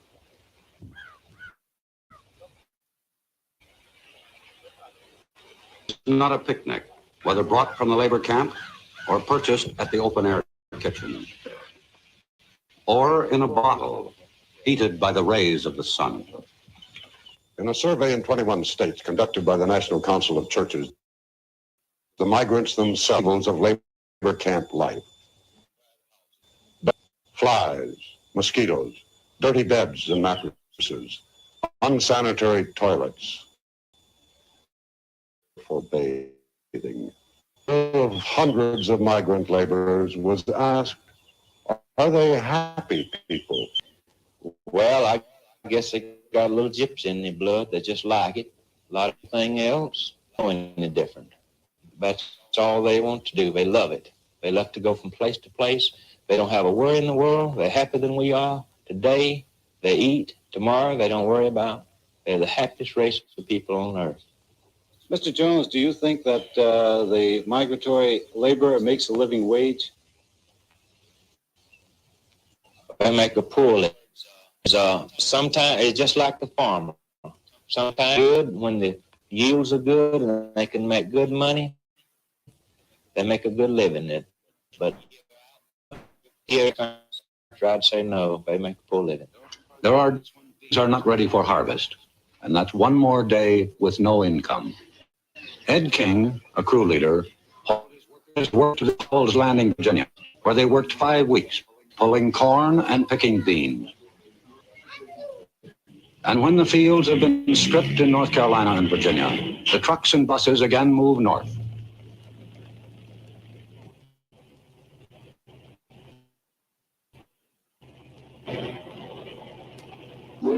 Creek Ferry, outside of Norfolk. 20,000 migrants are ferried to the fertile fields of the Virginia Cape and the eastern shores of Maryland and Delaware for beans, tomatoes, asparagus, and potatoes.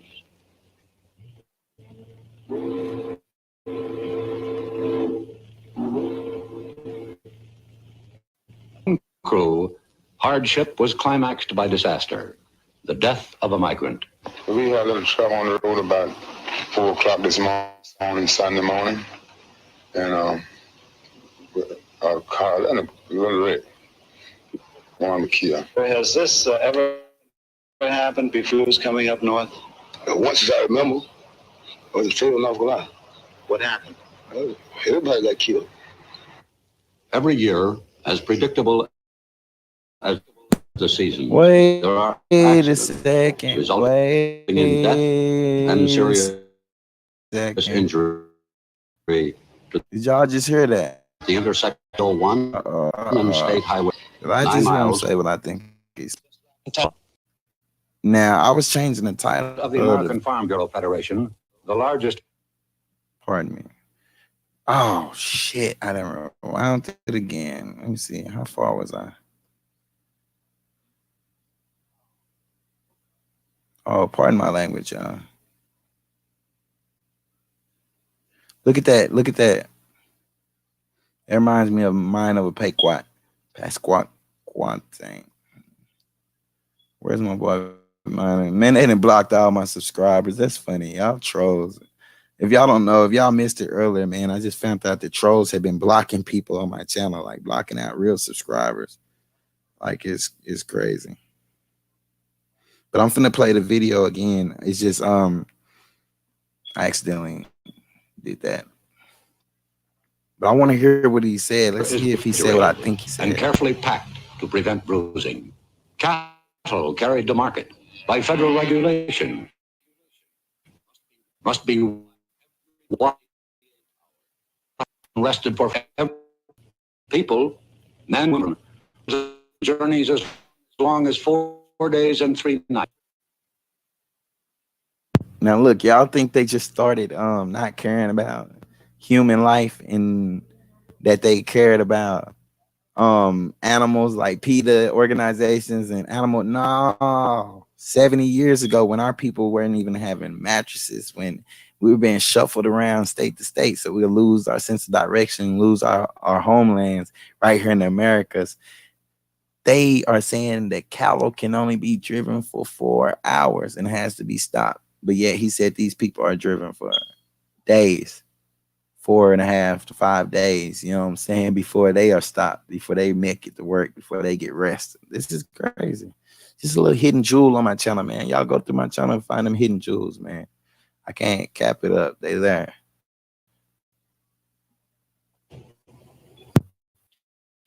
They are with the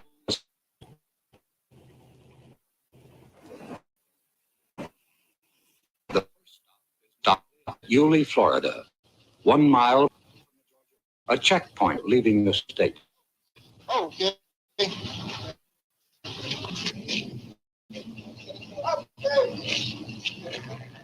There are in Georgia for bread and sandwich meat.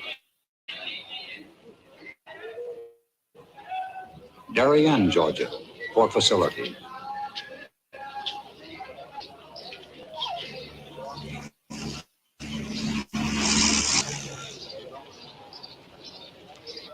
A roadside stop en route.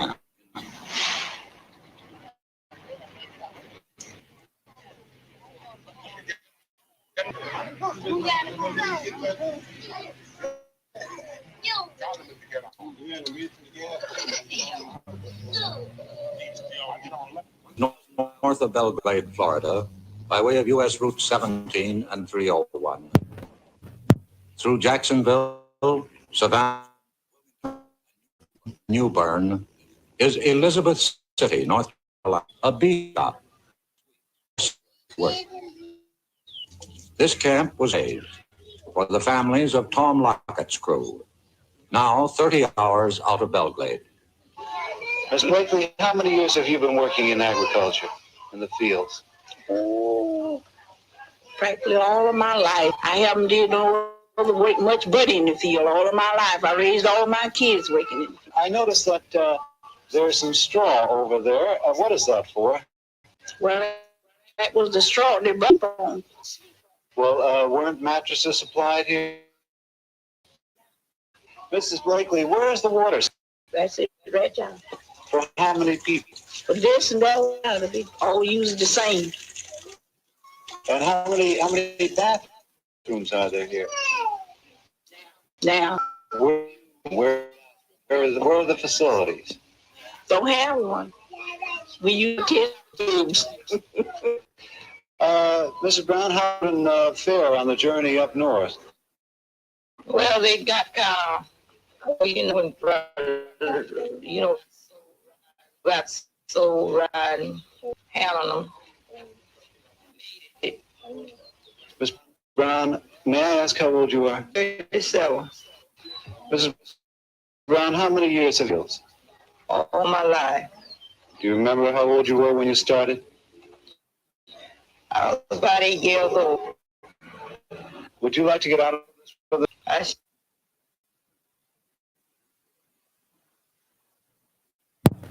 See, now, when you're talking about ADOS movement and Aboriginal movements and all different types of so-called Black movements in this day and age, this society, you should really look at it as far as like, do you want to waste all your time and energy suing these people and harassing these people about slavery and getting reparations for slavery that you don't know if it existed or not? But here we have actual footage, actual, I mean, like actual proof that just here in the 60s that people were being overworked and underpaid. We should be suing for lost wages, for underpaid wages, and suing these corporations because we built America. This is what Donald Trump, when Donald Trump says the so-called blacks built America, we built America. That's why we use the term America, because we built this country. That is our. Anyway, let me just press. Sure. Do you think you'll ever be able to?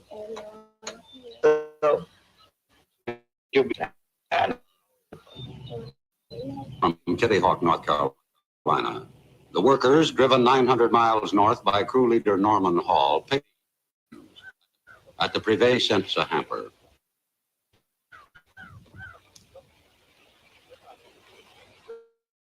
Lunch is, whether brought from the lake or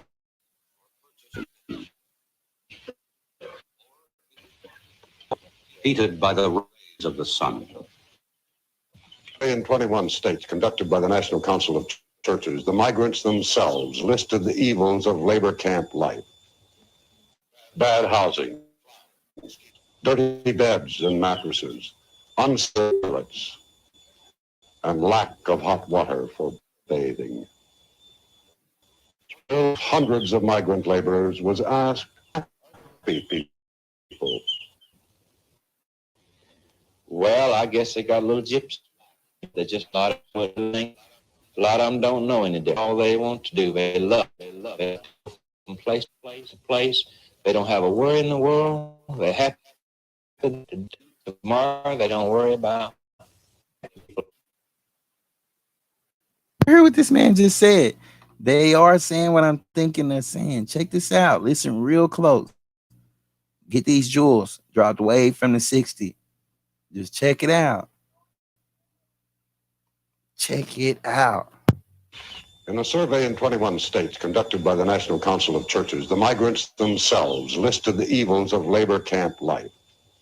Bad housing, flies, mosquitoes, dirty beds and mattresses, unsanitary, and lack of hot water for bathing. One employer of hundreds of migrant laborers was asked, people. I guess they got a little gypsy in their blood. They just like it. A lot of them wouldn't do anything else. A lot of them don't know any different. But they love it. Go from place to place. They don't have a worry in the world. They're happier than we are. Today, they eat. Tomorrow, they don't worry. They're the happiest race of people on earth. Mr. Jones, do you think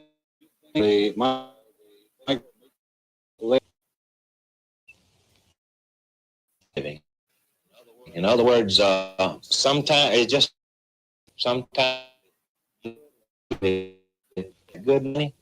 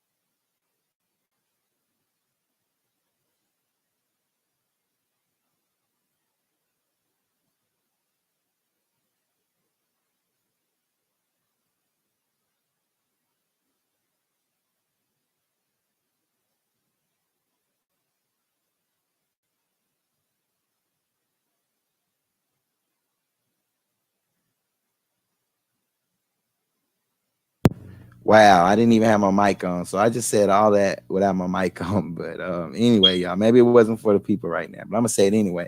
This is where trapping comes from. You get what I'm saying? The trapping lifestyle, the hustler lifestyle. When he's saying that the people just want to roam freely, and if they find work, they find work. When it's good, it's good, and when it's bad, it's bad. But either way, they kept a Hakuna Matata type attitude about it. Like, when it was good, it was good. When it wasn't, oh well, it wasn't. As long as they survived and had another day to go on, they were cool with that. Take year in and year out from different seasons, different country, I'd say no. They make a poor living. There are days when beans are not ready for harvest, and that's one more day with no income. Ed King, a crew leader, hauled his workers to landing Virginia, pulling corn and when the fields have been stripped in North Carolina and Virginia, the trucks and buses again move north.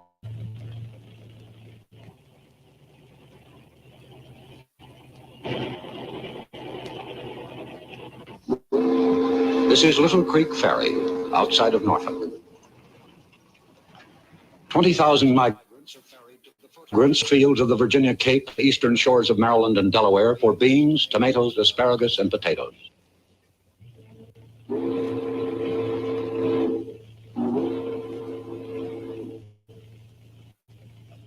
For one crew, hardship was climaxed by disaster, the death of a migrant.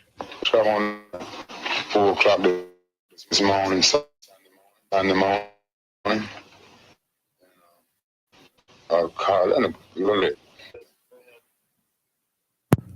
Now listen here, he's talking about deaths, and you're gonna hear the moderator. This is why I rewound it originally. You're gonna hear the moderator actually say that the deaths came in seasons. The deaths came as much clockwork as the regular seasons. Listen to this. He's talking about black deaths, migrant deaths, whatever he wants to call them, the so-called black people. This is who he's talking about. This is who he's talking to, and he's going to show you how the deaths. This is where I talk about ritualistic killing and energy vampires and sacrificial deaths and Freemasonic organizations and things of that nature. Like, this is where that comes into play. But just listen, like, you know what I'm saying? Like, just listen. It's funny because it's like history is right here. Has this ever happened before with any crews coming? Once I remember, was the state of North Carolina. What happened? Every year, as predictable as the seasons, there are accidents resulting in serious injury to these laborers. On June 6, 1957, at the intersection of U.S. Route 30102, 9 miles from Fayetteville, North Carolina, 21 migrants were killed, 17 males, 3 females, and the baby boy. The police report stated one of the causes of the height of life was the packaging of the occupants of the truck. Today, only 6 states have laws providing for the safe transportation of migrants within their borders. The state of is not one of the 6. Secretary of Labor Mitchell. Hardly a year that we don't, in some very serious act where sometimes a dozen or more people have been killed purely because there is no interstate standard with regard to safety. Another complication of the migrant stream is the foreign workers in the thousands of. I'm making sure I got that mic on this one. Do you hear what this man just said? Someone asked me, Rob Rack asked me yesterday when I was over there building at Solar Vision Debates.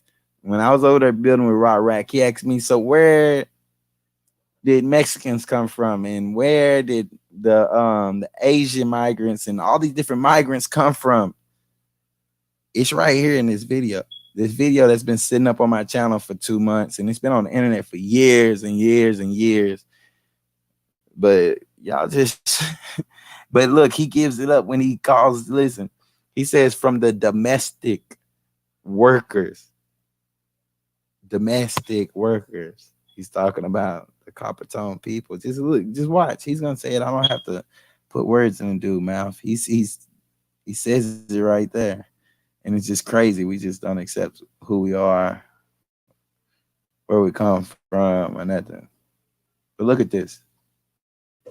Today, only 6 states for the safe transportation of orders. The state of North Carolina is one. Secretary of Labor Mitchell. Hardly a year goes by that we don't read in the paper of some. Now he's saying hardly a year goes by because they're trying to keep it frequently. Within the 9 months to the 10-month range, they're going to come with their false flags or their ritualistic sacrificial deaths, their mass shootings and things of that nature. Now they portray it as mass shootings and things of that nature, but those were lynchings and those were mobs and riots and terrorist attacks and things of that nature hidden right here in America's, you know what I'm saying, Americans' dark history.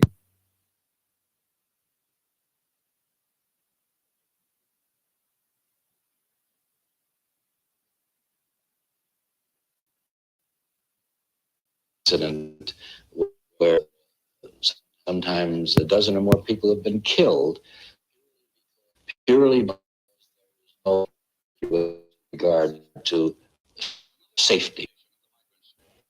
Is the constant flow of foreign available pool of domestic workers. Hundreds of thousands of Mexican laborers hired by contract, people of the domestic migrant. This controversy is most bitter on the West Coast. Joseph Wood competes against the Braceros, loyal to the Woods family, which was their home in California.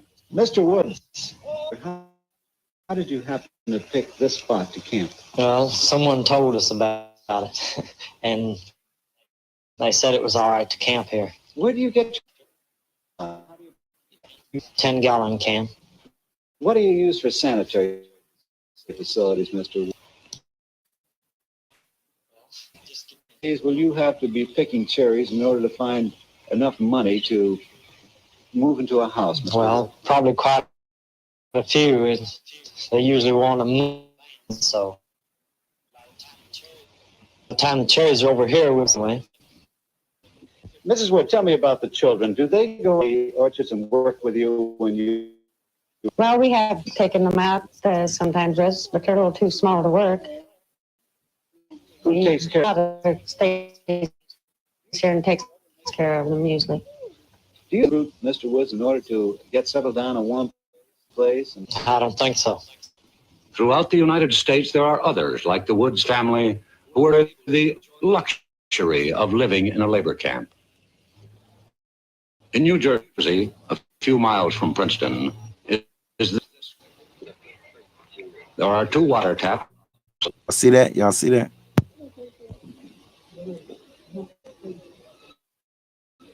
Families live usually in one bed. The single men live in the bull pit.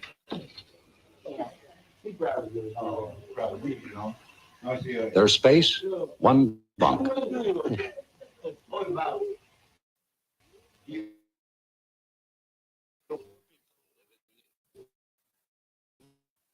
Live in the 6.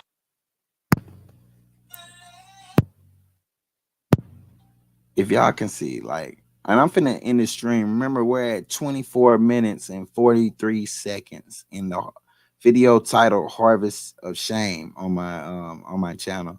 And I'm finna end this video, and I want to just replay this one little bit of this clip before I say what I'm finna say, but it's finna be about recidivism rate, which is an analytical, computational little file they have on everybody that commits a crime, and it's a rate they give you, a pointed number that they say it'll take you the amount of time to commit another crime. It's called recidivism rate, to see how long it takes you to come back to jail. You get what I'm saying? So you can look that up.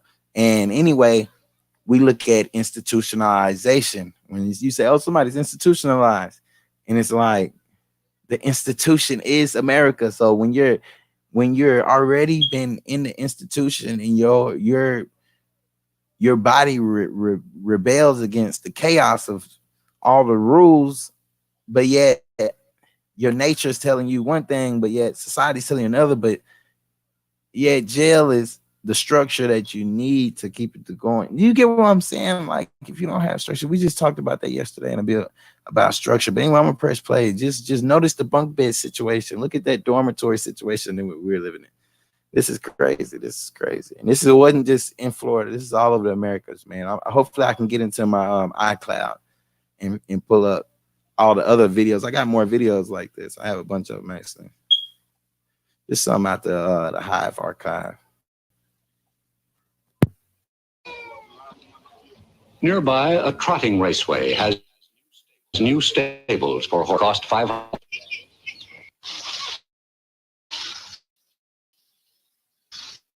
At Cutchogue, New York.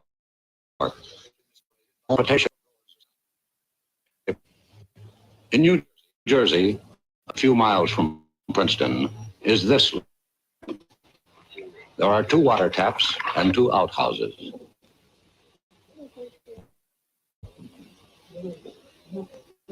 Families live in one room, usually in one bed. The single men live in the bull pit.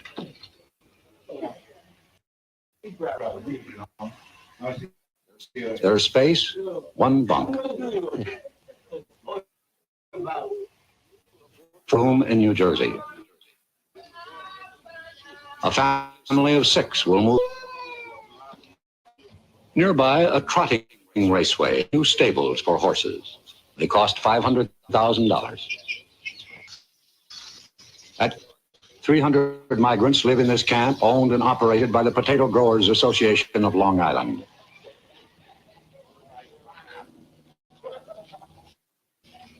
This is from Times Square.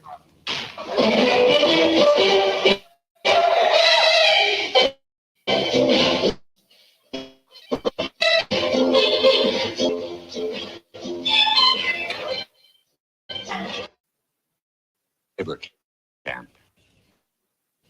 A few miles have tried to leave the endless migratory stream.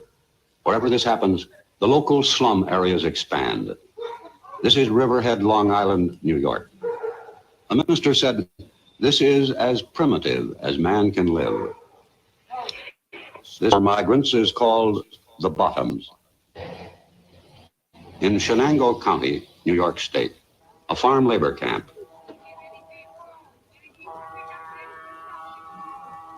The ultimate goal of Ed King's crew, 1,257 miles from Belglade.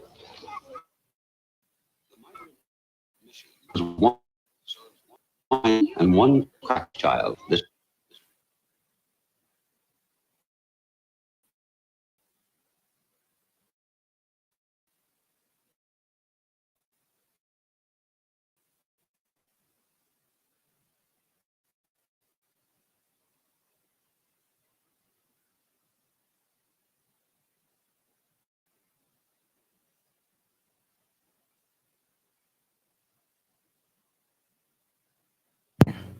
Forgot to turn my mic on again. Anyway, I was just saying, I hope you all enjoyed that video. We stopped at 24 minutes, and we're gonna watch it from 24 again. So just have your notification bells on all, you know what I'm saying? And we're gonna check it out. And I'm just gonna be pointing out the main factors, man. I hope you all like there was stuff to Nicole Kwame. I get you. Oh, yeah, indeed. Like I'm always gonna break down stuff for it's easy to understand. You know what I'm saying? And the real people gonna mess around with this channel and the direction it's going, and those who aren't real just aren't. You get what I'm saying? This is my message to trolls, y'all. Y'all keep trolling on. You get what I'm saying? Somebody hacked, and that's not even a hack. Somebody tricked me into giving them a moderator status, or more than 1 people, because I don't see how 1 person blocked that many people. And they just been blocking people on my channel. But you know what I'm saying? They don't come in. They got a wrench from me at one point in time. And what they do, they come in my stream, they don't comment. And when they see other people commenting, they block the people who comment. and I'm just not paying attention to my chat room because I'm thinking I got moderators. So you get what I'm saying? They did that, but that was a nice one. I would never do it to anyone else, but I also it won't happen to me again.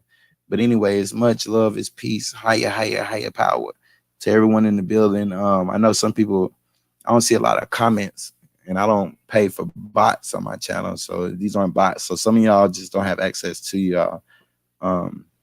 Oops. You can't hear me right now? Oh, okay. That's an old. Oh, okay. I'm tripping.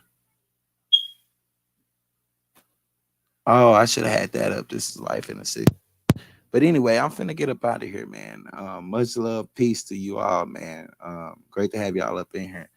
And hopefully, since I unblocked everybody that these haters had blocked on my channel, thank you, Money Love. And hopefully, since I unblocked everybody, a lot more of the builders, the true builders from my channel will be back. And I just find it funny, y'all, that only certain people were blocked. And then so it makes me look at the people who weren't blocked, the people who've been coming in here communicating with me and stuff like that. You get what I'm saying? You know, I'm from the streets, y'all. Just don't let this YouTube stuff get one of y'all fucked off. You know what I'm saying? Like, I'm just bringing information because I enjoy doing it. But anyway, it's much love, y'all. It's peace. It's peace to everyone, y'all. It's peace to everyone. Keprod, peace. I didn't even know you was up in here. Peace to Keprod, man. It's Chief Sabian Indigenous. Higher power back in the book. Hey, and if you want to watch that video on your own time and then come back to hear my commentary on the video, we stopped at 24 minutes, but I would suggest you watch the first 24 minutes and wait for the breakdown, or just watch the whole thing. But it's on my channel and it's called Harvest of Shame. And I'm gonna add this video. I'm gonna add clips from this video of me breaking down, giving insight. I'm gonna add that into a playlist with it. And if you don't mind, y'all, like the stream, share the stream, and tune back in. It's Chief Sabian Indigenous, y'all. Higher power. I'm gone, though. I'm finna go ahead and close out this stream.